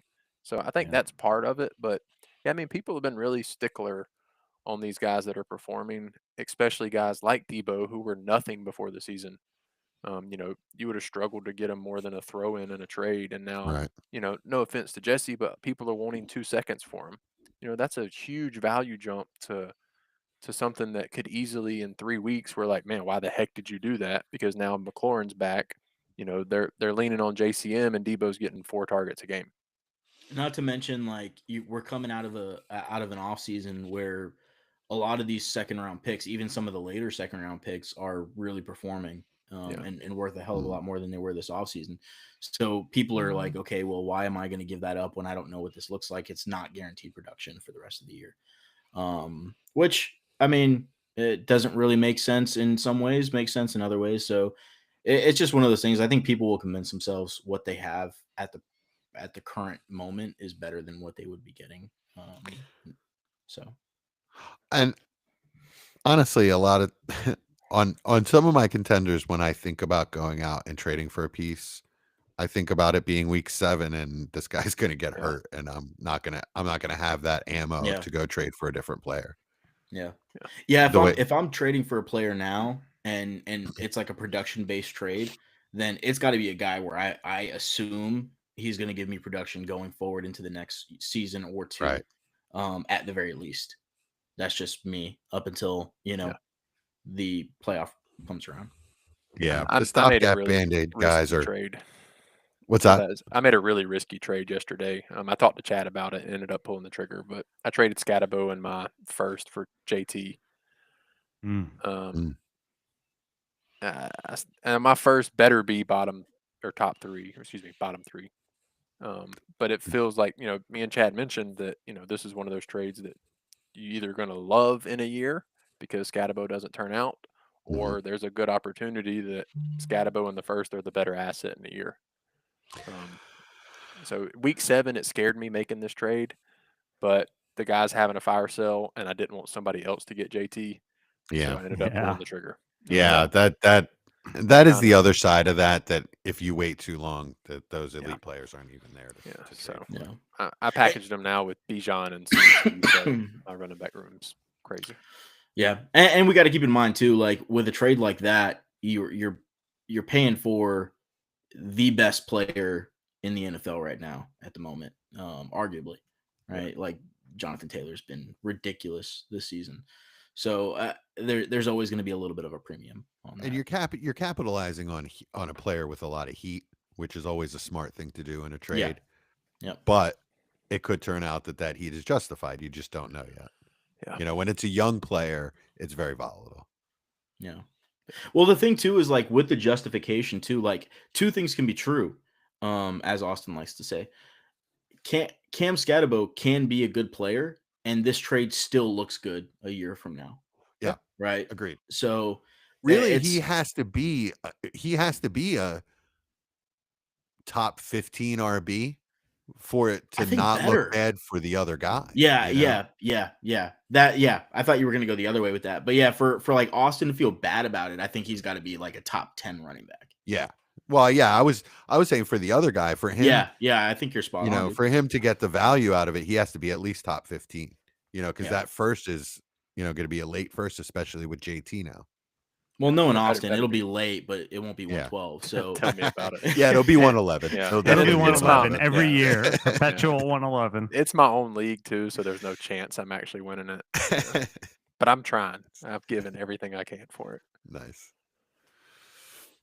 All right, yeah. So last player with our guys who have risen from their graves. I got George Pickens, and man, man, is it George Pickens, right? Like it, and it's not even just about, for me, right? Like the reason I'm so excited about George Pickens is not really the production. It's not like saying, okay, I'm a contender. I have George Pickens on my roster. I'm super excited, which I am. If I have him on my roster and I'm a contender. But man, if this guy, if the Cowboys gets Lamb back, if they get Lamb back and his production does take a little bit of a dip, and you can buy into to Pickens for around a first again later in the season, I'm gonna be doing it everywhere, because he showed me exactly what I wanted to see from Pickens, and which we haven't had the ability to see from Pickens, which is in a competent, well-run offense. Can he be an alpha? Can he be a one? He can, and not just a one. He can look like one of the best ones in the league. So I'm super excited. He's got a contract coming up at the end of the season. He might not be a Cowboy after this year, and even if he is, we've seen like the outcome can still be good. So I'm really excited about it. Does it worry you though about the possibility that he could just literally chase the bag? It doesn't matter where he Yes. goes, and he could just go to a complete I don't think he crap will though. situation. I don't think he will though, because he's still super young. He's 24 years old. He knows this is not his last contract, and he's seen the difference between what happened in Pittsburgh and how he was viewed coming out of Pittsburgh and how he's viewed now in Dallas and what that production has done for his career. So I'm just worried because I mean he's the second rounder, so he's never really seen the money. Is why? Well, I would be he's worried. going to It's get not paid like he's a wherever he first, goes. Yeah, He's going to it's get paid true, wherever but he goes. It's but I'm just sure it's probably just crappier going to be team will like offer more. it's just going to be like a $2 or $3 million difference. But if any agent in the world who is invested in him, which they will be because they want those future paydays too, right, is going to say, hey, we need to go to a competent offense. Like that's important right now. You're 24. Like there's some second year wide receivers who are 24, right? Like he's still a really young player. Yeah. I'm stoked for him. It's a perfect situation with Dak and the way Dak's playing. I mean, if he had a decent team, you want to talk about front runner MVP, this dude is playing elite level quarterback right now. So with Lamb, the best thing about that is he's not ever going to see the cornerback one unless, Dallas wants him to see that, scheming him up on the certain side. So it's perfect for this year. And as Chad mentioned, he's only 24. What Mike said does worry me. That does worry me some, that he goes to just, the Jets, somebody that wants to spend a ton of money and doesn't have the quarterback to get him those accurate targets. That being said, I would keep him in Dallas if we could choose, because him and CD with Dak are an awesome combo. Yeah. I mean, it's a perfect fit. Yeah. He really is balling out right now. I'd love to see him stay in Dallas. What are you paying for him? I just traded for him, but I'm curious what y'all are, how high up are you willing to go? It's obviously more than a first. So like First and a second. You think that gets Can I it get done? him? Probably a 1st and 2 seconds at this point. I don't know if I want to do that. Yeah, I'm not paying that. But that's because of the uncertainty of the future. If he was locked into Dallas with a contract, I probably would in the right situation. If he was like the last piece, this is the last piece of my lineup. I've got an interesting one for you. I think him or AJ Brown? For me, him being in a contract year is what makes him so enticing. That's just, I think I just see it differently from you guys. I think it's a very low chance he ends up on a bad team. But and especially because wide receivers are so hard to get right now. They're so hard to find. So I just don't see that happening. I think it's probably going to be like a Kansas City or Buffalo or someplace like that. Yeah, New England. It would be so nice to see him with Drake May. There's just so many good teams that are wide receiver needy. If he ends up on a bad team, like it's just, that would be the most boneheaded decision in the world and unnecessary, because a bad team is not going to pay him that much more than a good team. There's wide receivers there. Every team is just so desperate for him. That's true. So yeah, my worry is that he's Tennessee or whatever. Yeah, that would be the one that would scare me. But Cam Ward needs somebody, so that's a good somebody to have. Yeah. AJ Brown or Pickens? Dynasty, obviously. Pickens. Yeah, I think that's pretty easy. Yeah, that's not hard. I would. It's hard for Mike. I'd probably want hard for me. I'd probably want 2 seconds on top of on top of AJ Brown for Pickens. Wow. All right, let's go up a tier then. Rashee Rice. Pickens. I'm the lowest on Rice here though. That's like dead even for me. I'll take Rice. Okay. I'd take Pickens. I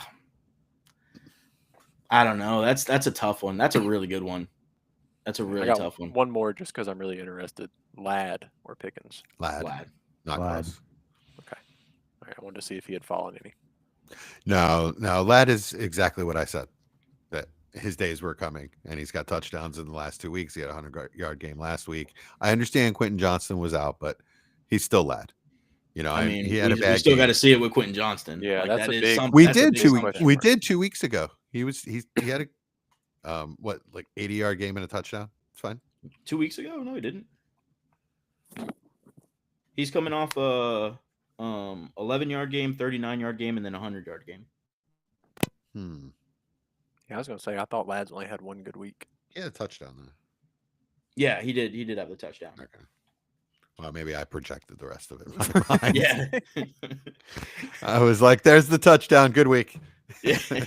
I mean, that is how it works, though, realistically. I mean, yeah, that's how it looks on the ask Jalen Hurts.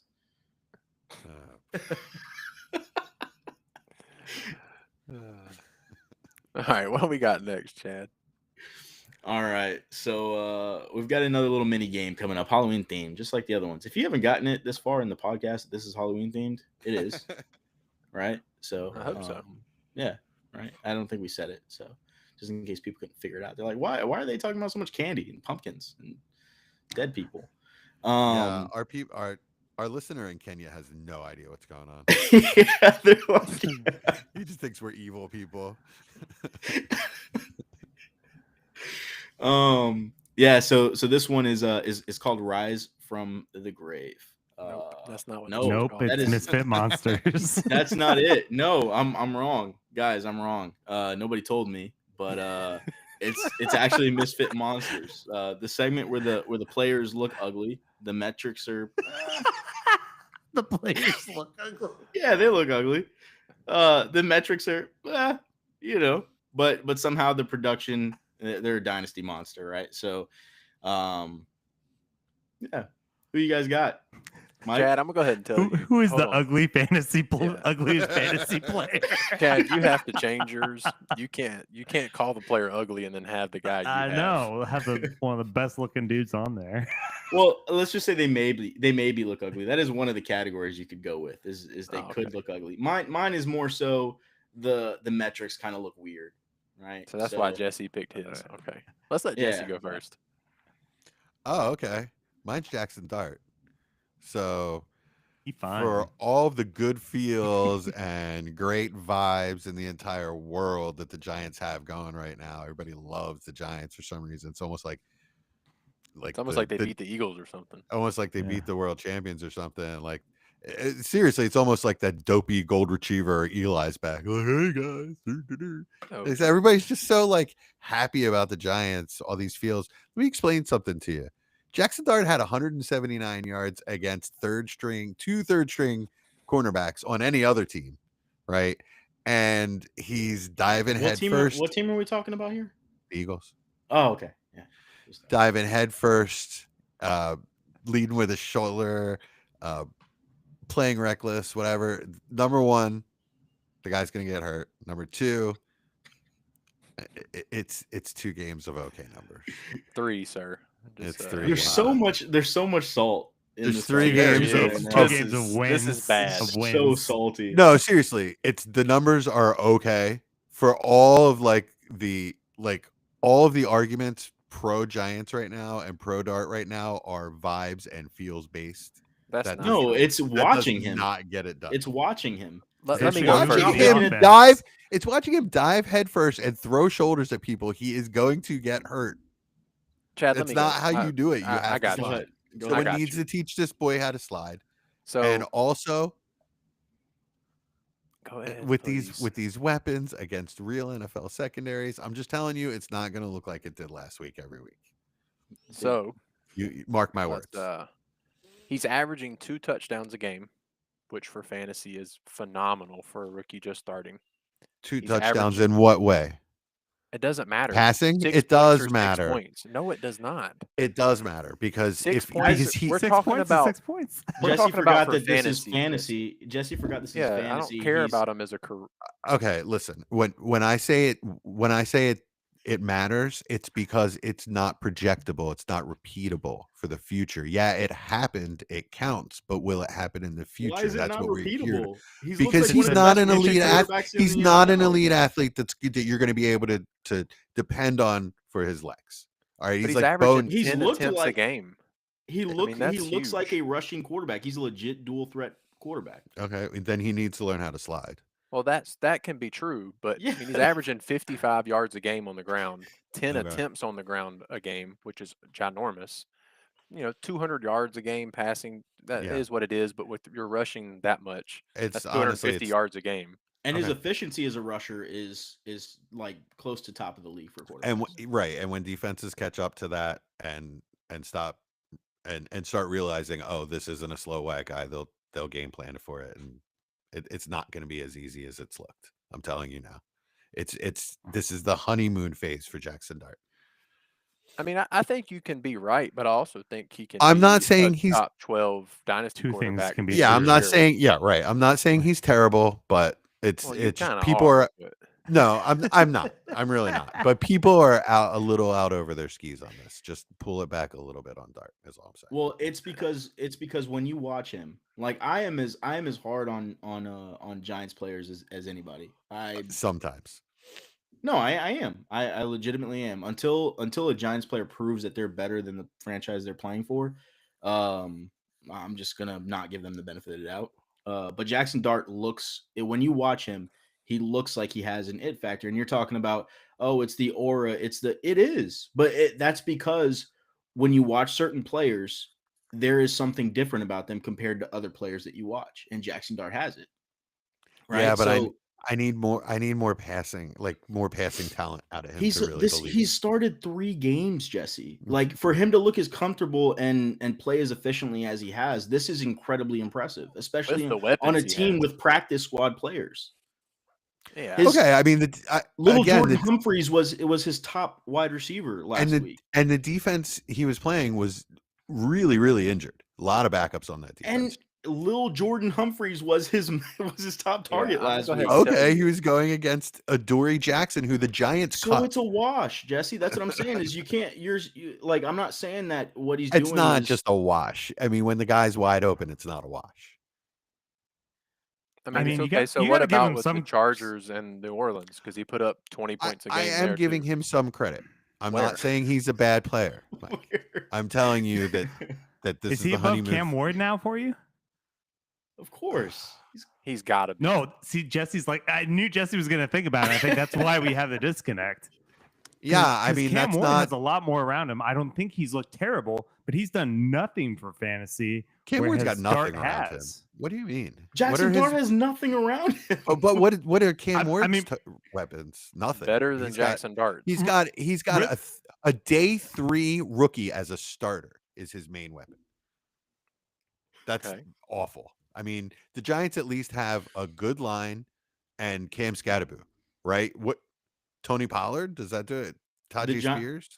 The Giants do not have a good line. Jackson Dart. They have a good they were run blocking their butts off the other day.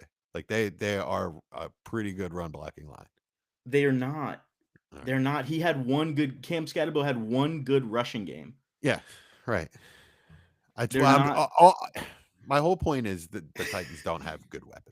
Cam Ward has They don't. nothing around him. They I don't. agree. The Giants have worse. Their offensive line is in shambles. Their coach got fired. Cam Ward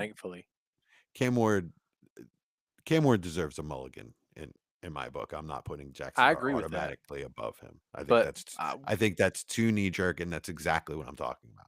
But so if I Dart was had struggling, would you give him the same mulligan? If who? Sorry, I'll let you go, Austin. I was saying, if Dart was struggling, would you give him the same mulligan? Because you could say Yes, kind of absolutely. I would. there, too. Absolutely, I would. I would look at what he has around him, which is, like Chad said, nothing. And the coaching is working. If the coaching wasn't working, I'd point to that as well. All right, let Austin go. So- He's got something. For me, I think it's irresponsible dynasty manager to not have Jackson Dart ahead of Cam Ward now for 2 reasons. One, Irresponsible. yeah, because we have to be reactionary to an extent. We don't have to be over the top quick reaction, but one looks like a truck, one looks like a trailer. Yeah. Jackson Dart is leading a bad team to not look bad. Cam Ward is quarterbacking a bad team and looking bad. Yes, Cam Ward has had moments, and I see him, and I'm not out on Cam Ward by any fashion. Jackson Dart is making a terrible offense look sufficient. That has to mean something for Dynasty, because if that means he gets, let's say they do trade for Jacoby Myers, or they do trade for Waddle or Olave or any of these guys, that means next year he has that guy and Malik Neighbors to run a somewhat, hopefully, sufficient offense that he should easily be able to improve through a full offseason, actually being the starter. So to me, Yeah. you have to move him above Cam Ward until we see Cam Ward be somewhat sufficient with his offense. Nah, I disagree. I've already seen Cam Ward make throws that I don't think Jackson Dart can make. Okay. Or plays. I've seen Jackson Dart make a lot of plays Cam Ward can't make. Yeah, I mean, I Can't think make we're or hasn't made. So I think there's a can't difference make, there. Can't make because they're two different players. Yeah, they are. They are two different players. So- right, and the athleticism is different. Yeah. So what I'm saying is like there is a certain element to Jackson Dart when you're watching him where it's that like Patrick Mahomes-esque kind of feel where you're watching a game and you're like, how is he doing the stuff he's doing when it looks like he shouldn't be able to do it? Like there's just so many things happening on any given play where you're like, oh, he's sacked here. Oh, he's gonna throw a pick. Oh, there's nobody open.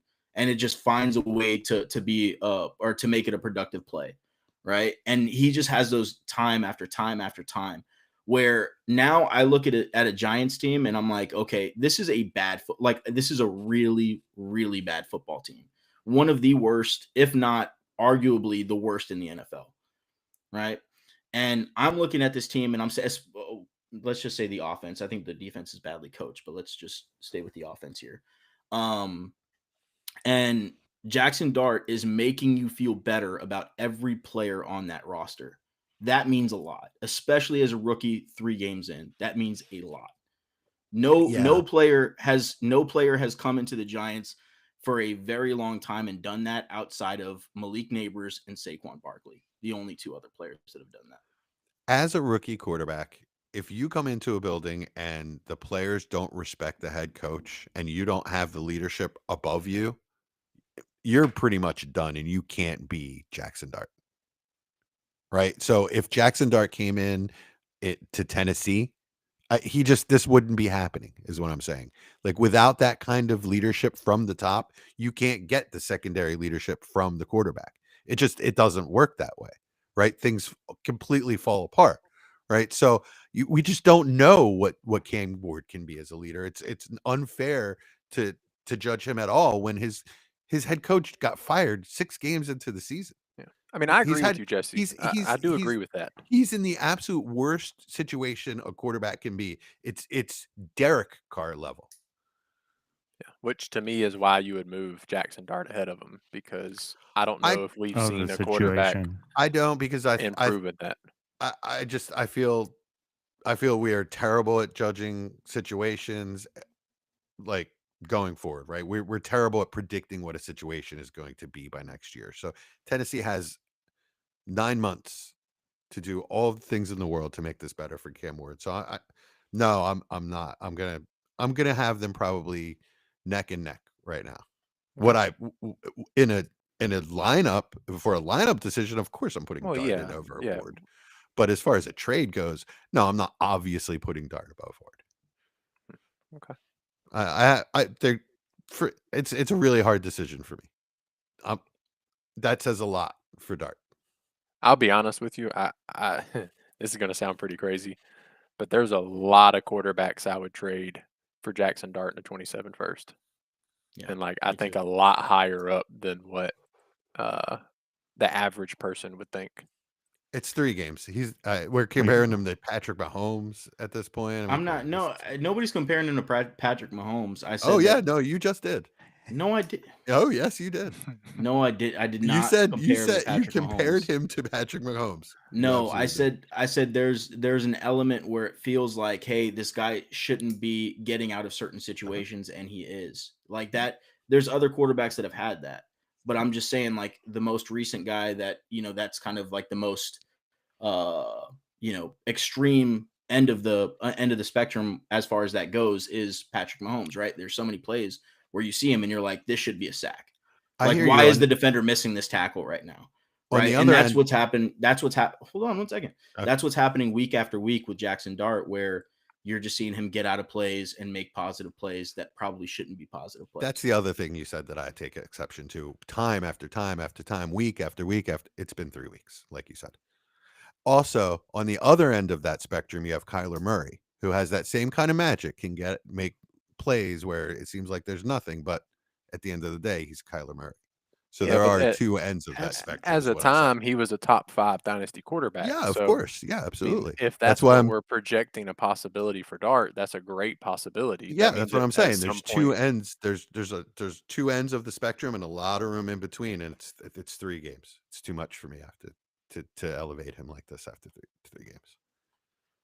so would you have him above Jared Goff, Jesse? Like how low are you on him still? Like, I'm not trying to single you out, but you seem to be considerably different Oh, than I us. don't. So I'm just trying to Off the I'm top trying of to my head. gauge. Off the top of my head, that's really. You mean Cam Ward No, or no, no, Jackson no. Dart? No, Ward, Dart. the Dart. Oh, at Like, the top of my head, I don't know. I'd have okay, to look yeah, at I the wasn't numbers. trying to single you out. I'm just trying to gauge because, like, for me, like I said, man, I mean, it feels like we had a lot of these same kinds of discussions last year about Bryce Young when he was in his hot stretch.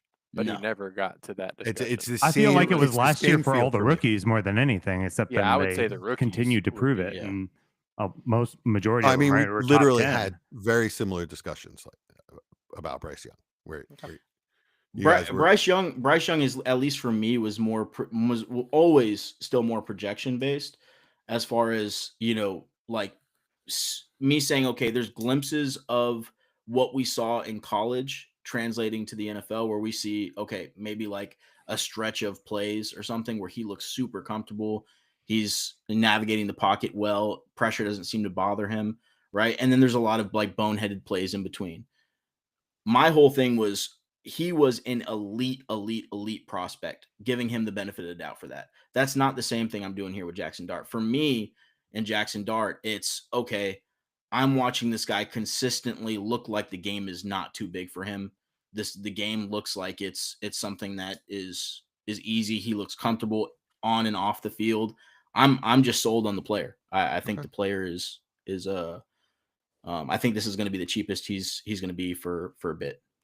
Let's get into it. Let's give it a month and let a month or 2 and let him see some different defenses and get some real NFL defensive coordinators throwing their bags. Well, nobody at him. says What he's happens? not going to struggle. He's a rookie. It's about Yeah, but that's also what I want to see is what happens when he struggles. How does he handle it? You know what I mean? Does he stay the same, consistent guy? We've seen, Yeah, we've that's fair. seen guys fold in the past. I want Yeah. to see it. I want to see it keep going. yeah. That's fair. Yeah. So the next guy we have is Austin. Who you got? Who do I have? Oh, I have Dalton Kincaid. He has 26 targets on the season, and he's a top 6 tight end. Is Crazy. that Yeah. sustainable? But he looks really good doing it. So, like, maybe it is sustainable, but is it? It kind of worries me a little bit. I don't know what to do with him. I mean, he's tight end 7 now and missed a week.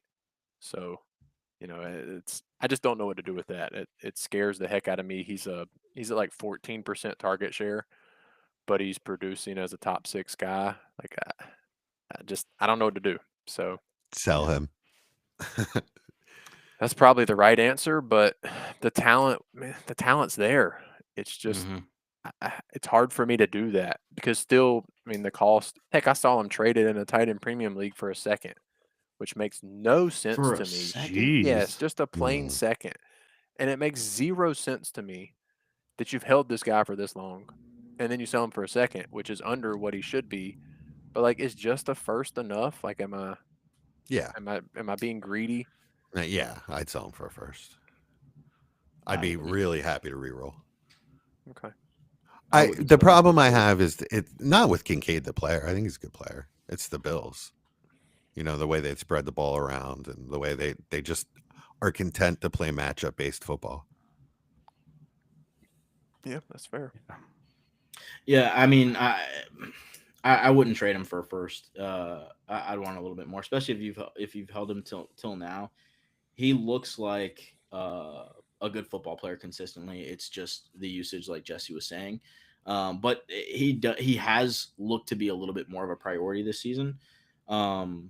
I mean, the 6 targets he's seeing in most games this year is not great, but with the efficiency he's getting on them, especially in the middle of the field, he looks really good. So I don't think he needs much more than that to see a pretty decent value jump. I think paying a first for him right now, like if it's obviously I'm talking about like late first. I just don't see any value proposition that makes me want to do that trade.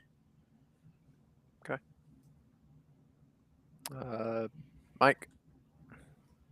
All right. So I had Stephon Diggs. So we already talked about him, I guess, a little bit, but he's at sub 50% snap share, which is wild to me. But he's still coming off the injury. Obviously, he had the huge game against his old team, Buffalo. Outside of that, he's got more wide receiver 2 or not that great of finishes. Yeah. But Drake Mays looked pretty amazing, I would have to say. Yeah. For the way he started his year. So well, this last game was weird too. He also had like a 55-yard touchdown called back or something. Oh, did he? Yeah. Yeah, Patriots New Orleans wasn't one of my top rated games to watch last weekend. But yeah, I just watched him against Buffalo and I was like, man, he looks like old Steph Diggs when he was playing for Buffalo. So I don't know. Did any of you guys convinced it's real, or? I know Chad is. I know Chad is. I don't know how to feel it, to be honest. The usage worries me. Yeah. The player doesn't. Like when you watch him, he looks really good. It's just the usage is weird. And nobody can explain it. The Patriots are calling him their wide receiver one. He's the wide receiver 1, but isn't Boutte getting more of the But also like last week was really weird. Like they were just throwing like 50-yard bombs to everybody, so the offense was just never out there. And like I said, I think Drake May had 2 50-yard plus passes last week, and then he had the one called back to Diggs. So the other 2 wide receivers had theirs count, and Diggs didn't. But I know he had like the 3 touchdowns by halftime too, I think, or something. Yeah, so it was pretty early. Really weird game. But yeah, man, the usage has to go up, right? Like, it has to at some point. I think a lot of it has to be health related. So he's coming off of a major injury, ACL tear. He's probably dealing with swelling or something like that. And the more he's on it, the worse that gets. He was super motivated to torch Buffalo. Like that did not end well between the two of them. And like he was literally on the sidelines, like cheering people on and motivating defensive players to get in there and make plays. That's not Diggs. Like I've never seen Diggs on the sideline doing that before. He usually sits on the bench.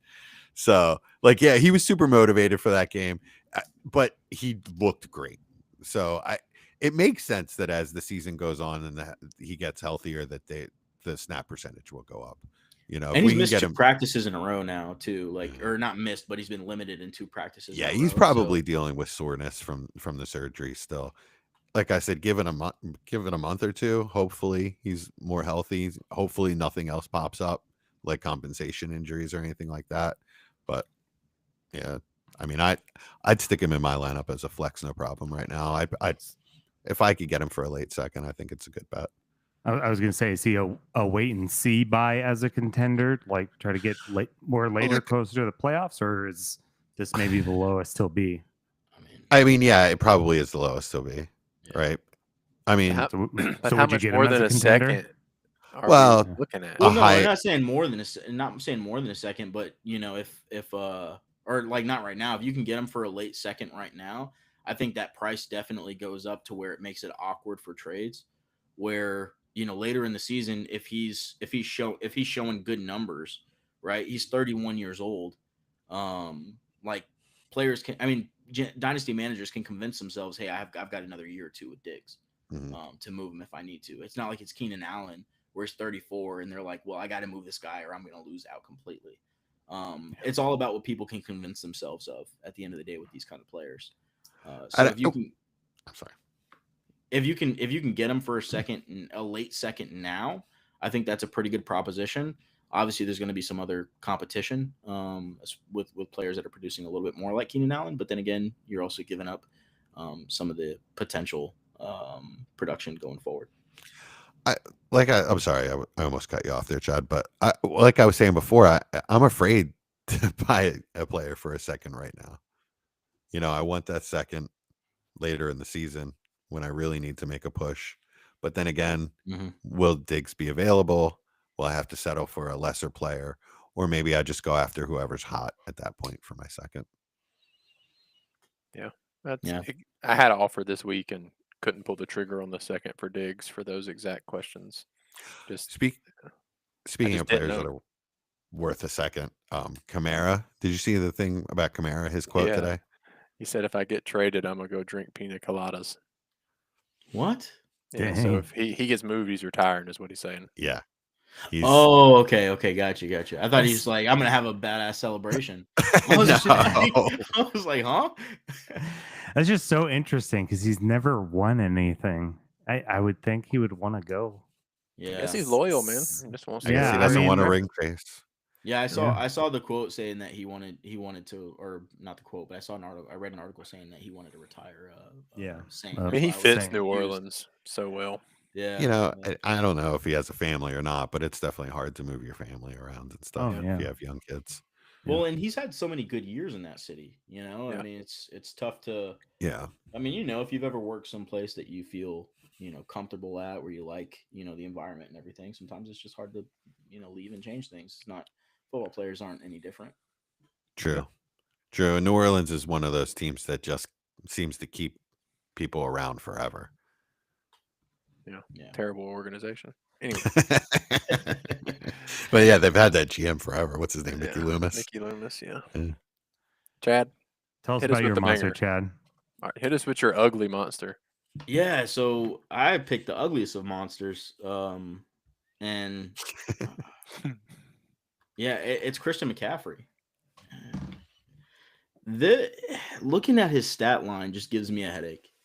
His production on the season is so odd because he's not a wide receiver, but he 60 is. targets. It's crazy. I think he's like a top 8 wide receiver on the year right now. But on the flip side of that, if you look at EPA charts, you know, efficiency per attempt, he is the worst out of 41 qualifying running backs. So what is happening? I just like, Is that on all of his touches or just his handoffs? Just rushing. this is rushing. Okay. Yeah, him rushing. He has not more rushed than for the 70 yards or more this season. He's been terrible His on the ground. yards per carry isn't everything, right? But when you look at those efficiency metrics, they tell you a little bit of it. And then so I'll just go and come with the 3. 3, 4.2, 3.06, 2.88, 2.59, 3.18 is his yards per carry this year. Well, when you It's- have no wide receivers, teams can load up. Is he a sale? I know that's a No. crazy question because of the No. targets. No. But I mean, is he he's a the number sale? 1 RB in Give so me many 30 points a places, week, like- man. I mean, I Depends on can't what you're- imagine you're not a contender with him on your. Yeah, I mean, I have one share and I'm a contender. It just, that doesn't feel sustainable. Does he look bad to you? No. I feel like because of the injuries, though, the targets are sustainable. Like I do think that Yeah, will continue. Right. Agreed. What about when Like- Kittle comes back? Yeah, Kittle's back this week. Then it opens I- things I up s- for him. I still think like I feel like they say it on TV and you don't see it as much, using the pass as the run game, right? And I feel like that's literally what they're doing with McCaffrey right now because the straight up run game just is not working for some reason. So, like, if you can get 4 yards on a swing pass to McCaffrey, yeah, I'm going to do that instead of pound him up the middle, is what I feel like they're doing. And I don't see why they would stop if they're still getting wins. I couldn't agree more. Yeah, it's going to be interesting to see because it's going to be a first, right? And firsts are always interesting. We've never seen this before. If this is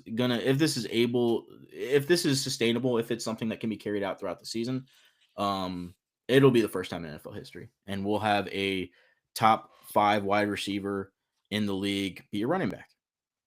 I'm not going to give that the benefit of the doubt, but if anyone could do it, it's him.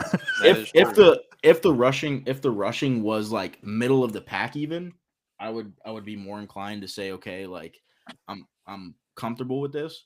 But with him being arguably the worst rusher in the league at this point, it just makes it a little weird for me. I don't even know what he's worth. I have no idea. Yeah, if I can get a crazy price for him right now, I probably would take it. And it's really weird. It just makes me uncomfortable. We've just never seen it. Well, I mean, really, we kind of have with him. So I thought in Carolina he had a crazy season. So he had a 142 target season where he caught 116 catches for 1,000 yards. Well, I'm not saying that the receiving output is different. I'm saying the polarity between him being an awful rusher and him being an extreme wide receiver. Yeah, he averaged 4.8 that season. And had 1,400 yards rushing. He's always been a good rusher. But the thing is, he's not. He doesn't look bad, so he's not a bad rusher. It's just that he's looked pretty bad as a rusher. Yeah, as a rusher, he has. He's looked bad. So that's the question that I asked: has he looked bad? Oh well, I mean, no, because he doesn't because of the receiving. I mean, he's averaging almost 8 yards a target as a receiver, which is ridiculous coming from the running back position. I just think either he'll get players back on the offense that'll open things up for him and he'll be more efficient, or this will just continue. I think it's one or the other. I just because this is so different from anything we've ever seen, I just think there's so many different possibilities where this could go. Or it could be both. He gets the players back and he gets the volume and the efficiency comes back and he's just absolute monster, Bijan style. Or players come back and he's still a crap rusher and the targets start to dwindle as the season goes on because teams start figuring out that they can't run the ball, right? So that's what I'm saying is like there's so many different scenarios for this to happen. That is a realistic scenario. I'm not saying that it's the likeliest. I don't know because this has just never happened before. Yeah, I mean, he's averaging 10 targets a game. Like that's wide receiver one numbers. I mean, that's wide receiver one numbers. He'd be a top 5 wide receiver in the league. Yeah, like it's crazy. It's scary. It really is. Like I said, I have one share and I've thought about shopping them to a few other contenders, but then it's kind of. It might bite you right in the rear end. Yeah, he might be the one that beats you in the playoffs. Yeah, exactly. Yeah, he's got the talent to do it though. Like I think he could play slot receiver in the NFL at a high level. But man, going 22 for 57 on rushing is insane to me. Like, if you told me Christian McCaffrey did that, I would never believe you because he's way more efficient than that. So that worries me a lot. I would say watch him closely because. To me, and I hate saying it because the stats look so godly as far as receiving goes. To me, it looks like he's lost a step. To me, he doesn't look like the same player he looked like in years past. I'm not saying he's a bad player now. He just doesn't look like the same player to me. All right, let's say he is a sell. You're at the top of your league right now if you have him, most likely. Yeah. Yeah. You can't trade him for firsts. Like you're contending. I need a player that's going to give me. I mean, you could get a producer in a first. That's what I would need. It would have to be a lower level running back. I don't know.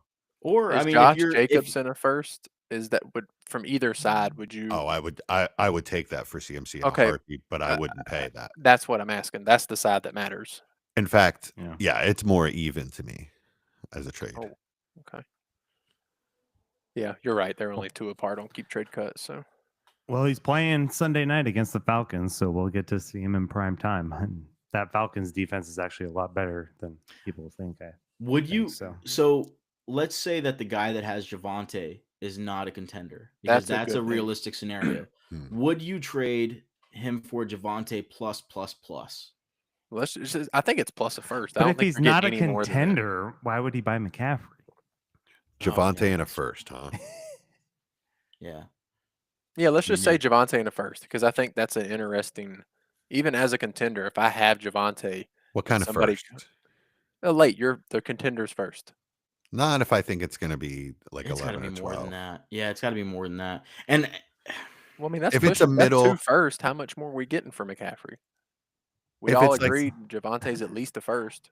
So then you're getting another first. I mean, how I much- just well, want we're one saying of how the we firsts we're to saying be how good. we see him. Like I think if somebody is if somebody is like borderline contender or like in the contending race and they have Javonte Williams and we're 6 weeks in and they see McCaffrey as RB1 on the year, 9 times out of 10 they're not really looking too deep into the stuff like we are, right? So they're just like, hey, McCaffrey's league winner for me. I need to get this deal done. Javonte Williams, I could talk somebody into paying more than a first on top. I'm about to I try it. think. What's that? I'm about to try it. I'm about to get risky. To get CMC? No, to move CMC. Oh, to to move move CMC. CMC. I'm I gonna think go I for think a you could fish. I think you could do it just because of the name value, right? Yeah, that's a really good. I mean, that's really true. I mean, a healthy CMC is one of the most dynamic pieces in Dynasty. Yeah. It just think about it. It looks jarring, right? Just think of the psychology of it. When the trade goes through and the league sees it initially, their first gut instinct is like, what did he just do? He traded McCaffrey for Javonte Williams in the first, right? But Because this is the league I just traded for JT. So losing McCaffrey and having Oh, that's- Bijan isn't the end of the world if I can get another good starter. yeah. I'm gonna try it somewhere. I'll let y'all know what happens. In theory, it's a really good idea. Yeah, I it might be terrible in reality. I it just could be. don't. I don't know if I have the stomach for it. Yeah, It could be. If I was a There's so many contender, I different could ways it not, could go. I feel There's so like. many different ways it could go. I mean, just Javonte has become so gross in my mind before this year Yeah. that I just don't know that I can get there. That's what I'm saying. That's the psychology of it, right? Like Yeah. when the trade comes through, you're expecting more than a first to be on that Javonte side when you see So- it. Also because man, like coming into this season, right? Obviously, I was the big CMC guy, but we had the truth of, does he stay healthy? And literally nobody else on that team has stayed healthy except Yeah. for him. Right. Yeah. So it's really so it's bizarre. the guy that has Javonte is in 6th place Oh my gosh. and is one of those managers that sees big names and makes moves. So Oh, ask for boy. more than that. So do and I then- That's do what a I'm saying, first yeah. and Sutton? More. Is Sutton enough to go with the first? Yeah, because he's had Oh, two I pretty think bad that would be games. it. Yeah. Sutton's had a couple Okay. bad games, but I Yeah. think that's I kind think of he's a what good because I do need a contending piece. receiver. I have 3 stud receivers, but like that's it. I lost Neighbors and Garrett Wilson, so getting Ugh. another starter would be nice. Is that enough? Am I? Because I mean he's got Addison and Olave and Quentin Johnston as well. So I mean, Cortland Sutton's kind of definitely the lowest of those. yeah, guys in my agreed. That's mind. why I went there first. I would try maybe this is crazy. I would try Olave. I would just start there and just see what he's feel Olave, him out Javonte, and a first. and a Give it a first shot. and feel him out. Some people are really freaked out on Olave It's with the concussions. Yeah, and it's Javonte Still. Williams, right? Like the variance on like how he feels in people's minds are just going to be so different.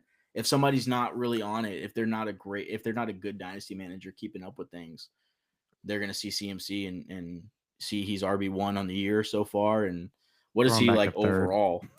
He's number 2. He's 1 point behind Mahomes Yeah. for 1 overall. Yeah, Yeah. I might be able to convince myself I'm turning Javonte into CMC Yep. and that I don't even care about. Well, I sent it. We'll the see other what happens. aspects. I'd We'll be see All if I right. regret it. All right, Matt. Oh, CMC. No, no, It's it's not cute. bad. All right, is that it finally? Is that all of our I think that's little all. games? All right, We're just a cool. little bit over an hour tonight. Only 2 hours, yeah. Oh my god. Yeah, I this didn't will even be- realize we were at 2 hours. I Well, we just did like realized. 4 games, so I Yeah. mean, what do you expect? Yeah, this is gonna be 2 episodes. Yeah. We don't tell them that. We don't do that, guys. No. Yeah. Don't worry about it. We just We- record we so record much. 2 different We're nights. twice a week, yeah. We're twice a week pod. Are you guys watching anything good this week? I watched Peacemaker. So What's that? Peacemaker, HBO. It's a DC. So he was in. It's that John Cena? John Cena. Yeah. Uh, One of the things that I realized too, especially watching it, it is amazing to me how The Rock and John Cena have actually turned into decent actors. With some of the stuff they've done as they've gone through the years. Because The Rock, I saw his first. I'm from where they started as professional wrestlers. Yeah, for Because sure. like The Rock was in the Mummy, the Scorpion King when I was growing up, and I love that movie more than anything. But man, he was awful. And then like John Cena in Fast and the Furious. But like if you've seen like Ricky Stenicki, I don't know if you've seen that one with John Cena. yes, I love that movie. That was but, like, hilarious. He was amazing in that movie, and Yeah, like, he was really good. He is great in Peacemaker too. It's just something I wouldn't have expected. I mean, I guess wrestling is acting, to a degree, right? But they I don't know. He's got me. I enjoy John Cena in movies now. I love The Rock. I just think he's an awful actor. I haven't watched enough John Cena stuff, but every time I watch a Rock movie, I'm like, oh god, this guy's. Well, I think John Cena is a better actor than The Rock. What was the movie he was in where he I don't know that one. I don't know that one. We've got Jesse up past midnight. There's yeah, no you way got we're me up getting this there. out. Have you seen the new I love Jumanji movies, Chad? The Rock was really good in those. Yeah, he Mm, I was really- one of those. I really liked him in those those. Jumanji movies. They're really good, actually. I liked them because him and Kevin Hart are Yeah, I was going to they- say, I think anything with him and the Kevin Hart are pretty the dang chemistry good. between those two. Yeah, the CIA one, that one Yeah. was really good too. Yeah. Yeah, I didn't mean like I don't enjoy the movie season. I just don't think like he's a good like traditional actor. Like I don't watch him and He's I'm like, definitely not traditional. That's for yeah, sure. like Definitely this not. I mean, this is a great performance. I mean, he can't be. He's a 250-pound hulking muscle dude. Like it's hard to, Yeah. You're not going to see him as some softy in a chick flick. Oh, here's a recommendation for you. I never thought this movie was going to be good. It's called Daddy's Home 2. Oh, yeah. Yeah, Daddy's Home with Will Ferrell. The second one, Oh, yeah. John Cena is in, and he's Yeah. really funny. He's really good. He's good at it. Yeah, he's got to stick to his genre, right? But I think he does Yeah. it well in the action / comedy. Yeah, I think he realm. plays a good like John Cena role.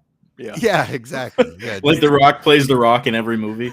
you expect him to be like this musclehead jerk guy, and he's just kind of goofy and funny. and Yeah. it works. For Yeah, him. Who's the other guy? Channing Tatum's kind of like that too. Yeah, yeah. I can see that. Yeah, for sure. The what's that monster show on Netflix? Oh, The it's newest one. Ed Gein. I've never Ed been more Gein, yeah. uncomfortable watching something ever in Dude. my life. Oh, That same. is an insane show. Had to turn it off. Yeah, we It made is- it through 6 episodes. I don't know if I can finish it. We made it through half of one, and I'm on like the Oh, it gets second way episode. worse. I was getting nauseous. It gets way worse. If y'all think 1 and 2 are bad, get to like 4 and 5. Oh, I think gosh, it was- I read about it. Now I don't even want to watch It's it. It was It's- when he was it's interesting. bathing his mother. Yes, that's- that got me. I that's- had to that like was go it. on my phone. I hate when people like are watching movies and they're on their phone. I literally was using it to take me away from this scene. I was like, It's- what is? I it's wasn't even weird, reading man. what was on my phone. I was just looking at reflections. I was- Yeah, I'm not looking at the screen. I'm not looking at the screen. Yeah, it's tough. Me and the lady have tried to finish it because I hate starting shows and not finishing them. Like, especially like one season. I'm not gonna go 8 seasons in a bad show, but if it's one season, I want to try to finish it, and it's horror related. We love horror stuff. It's tough. That's not horror related. It is That's something horrible in your different. dreams. Yeah. Yeah. Imagine nauseating. accidentally falling asleep to that show. Oh, Oh God. God. Well, just so you know, they have 2 more coming out already. They've already announced 2 more of the serial killers. They're doing the same I show. see, but I off of. like the other Nice, yes. ones. Agreed. I like Yeah, the I other did too. ones. The other ones were like watchable. This one was like physically made me uncomfortable. I don't. So speaking It's of tough. falling asleep, so I used to, back in the day of DVDs before streaming and all of that, I had a friend that would come over my house and always like fall asleep on my couch and not leave. And he was a big dude, and you couldn't move him. And he would come over and we'd be hanging out or whatever. You'd watch a movie or whatever we were doing. And then when it's time for everyone to go to bed and him to leave, he's asleep. And so like I said, he's a big dude. You couldn't move him. So I realized that the title screen for what's the Hannibal Lecter movie? Silence of the Lambs. Silence of the Lambs is horrifying. It's just like screams and like horrifying noises played on a loop on the title screen. So I would just put that on and put it like the volume really loud and just wake leave. him up with that. And just let him like try to sleep through that. And Okay, Ed Gain. one day he came to you're me, a he's like, monster. he's like, man, I was having all these horrible dreams. Why did you leave that TV? We were even watching that movie. What happened? Why was that on? I was like, dude, don't fall asleep in my house anymore. Don't Did it fall work? asleep in my house. Yes, well, a little bit. Okay, Ed. I thought he was gonna be like, and then I slowly dripped cold water droplets on his head for 24 hours, boxed him up in complete darkness. Oh God. Jesus. All right, well, I've been watching too much Ed Gein. yeah, you Yeah. have. Yeah. God, on a much lighter note, I watched the John Candy documentary. I Like Me. is what Who's it's that? called. John Candy. Have you ever seen any John Hughes movie ever? I don't know who that is either, so that doesn't help me. Planes, Home Alone, Trains, and Auto- Jamaica bobsled team, the Yeah, Cool Runnings. Cool Runnings, Planes, Trains, and Automobiles. John Candy is a big. Oh yeah, that Dude, dude. yeah. Okay, Yeah. I didn't know his name. Okay, that's cool. He was one of my favorite actors Yeah, growing he's up. funny. He's hilarious, hilarious guy. And we watched this, and nobody had a bad word to say about him. So it really makes you feel good when, like, you can make a documentary about a guy, and there's no dark things that come out. He was just a good guy. They're waiting for part two. He was. Yeah, there's season 2. No, it was 2. It was 2 hours. Directed by Colin Hanks, Tom Hanks' son, who was in Orange County with Jack Black, I think. Look, so I'm on Google and I typed his name in so I know who he was, and it says people also search for it, and the second one is Ed Gein. Tell me how that makes any sense. What, They were John friends. Candy? Yes. Oh, because their documentaries came out about them. They Probably at grew the up same together. time, but no, God, no, they were not. yeah. Like, what? Best friends. But I recommend the documentary. I almost cried a couple times. Aww. Like I said, one of my favorite actors. If you have never seen Planes, Trains, and Automobiles, that is the quintessential Thanksgiving movie to me. So this holiday, watch it with your family. You will not be disappointed. All right, I'll give it a Cool. shot. Is it in black and white? No. Okay. Also watch if you're looking for Christmas movies. Came out the year This I was Monsters show with Ed Gein. Okay, Don't do that Chad. at Christmas. Oh yeah, Spaceballs. I was like, yeah, what else was? Oh, there? Spaceballs 2 is coming out. Spaceballs. Yeah, but John Candy was in Spaceballs. Oh yeah, he was a mog. Yeah. he was. Yeah, that came up in the Barf. documentary. Yeah, he was Barf. Barf. Yeah. Yeah. I'm a mog. Yeah, that's great. Great. Spaceballs 2 is coming out. I haven't seen that in a I heard about that. long time. It's probably Gosh, gonna be I terrible. love it. Everything that's like, if it's a The sequel thing is, 30 Mel years Brooks later- is still alive, so he's still doing it. So, The He's last time I actually- saw Spaceballs, somebody popped in a VHS of it. no, I don't know if I've ever seen it, to be honest. Oh gosh, I it don't is know if it's- amazing. I don't know It's if it so still good. holds up, but it was funny in the day. That's for sure. Oh, I still love it. Yeah. You kind of have to like I don't think Star it's one of Wars. those things you could have not I seen love Star though, Wars. and watch it today. Yeah, for Yeah. loving Star Wars not to see it would be kind of crazy. Yeah, Yeah, I just it's definitely it's have one to of those watch it. things I think is like mostly on nostalgia. Maybe I'm wrong, but it just feels like one of those things where it's mostly on nostalgia right now for me. So I don't know. I can't guarantee that you'll love it if you saw it. I don't know if the jokes hold up or not. They're still hilarious to me because I still have of them the- all memorized, like some of Yeah. the great ones that Yeah. just had me rolling. Like, my hair, he shot my hair. She gives a Oh, great gosh. helmet. Yeah. All right. Oh, Anything else from you, gentlemen? no, we need to go. All right. This has been Front Office.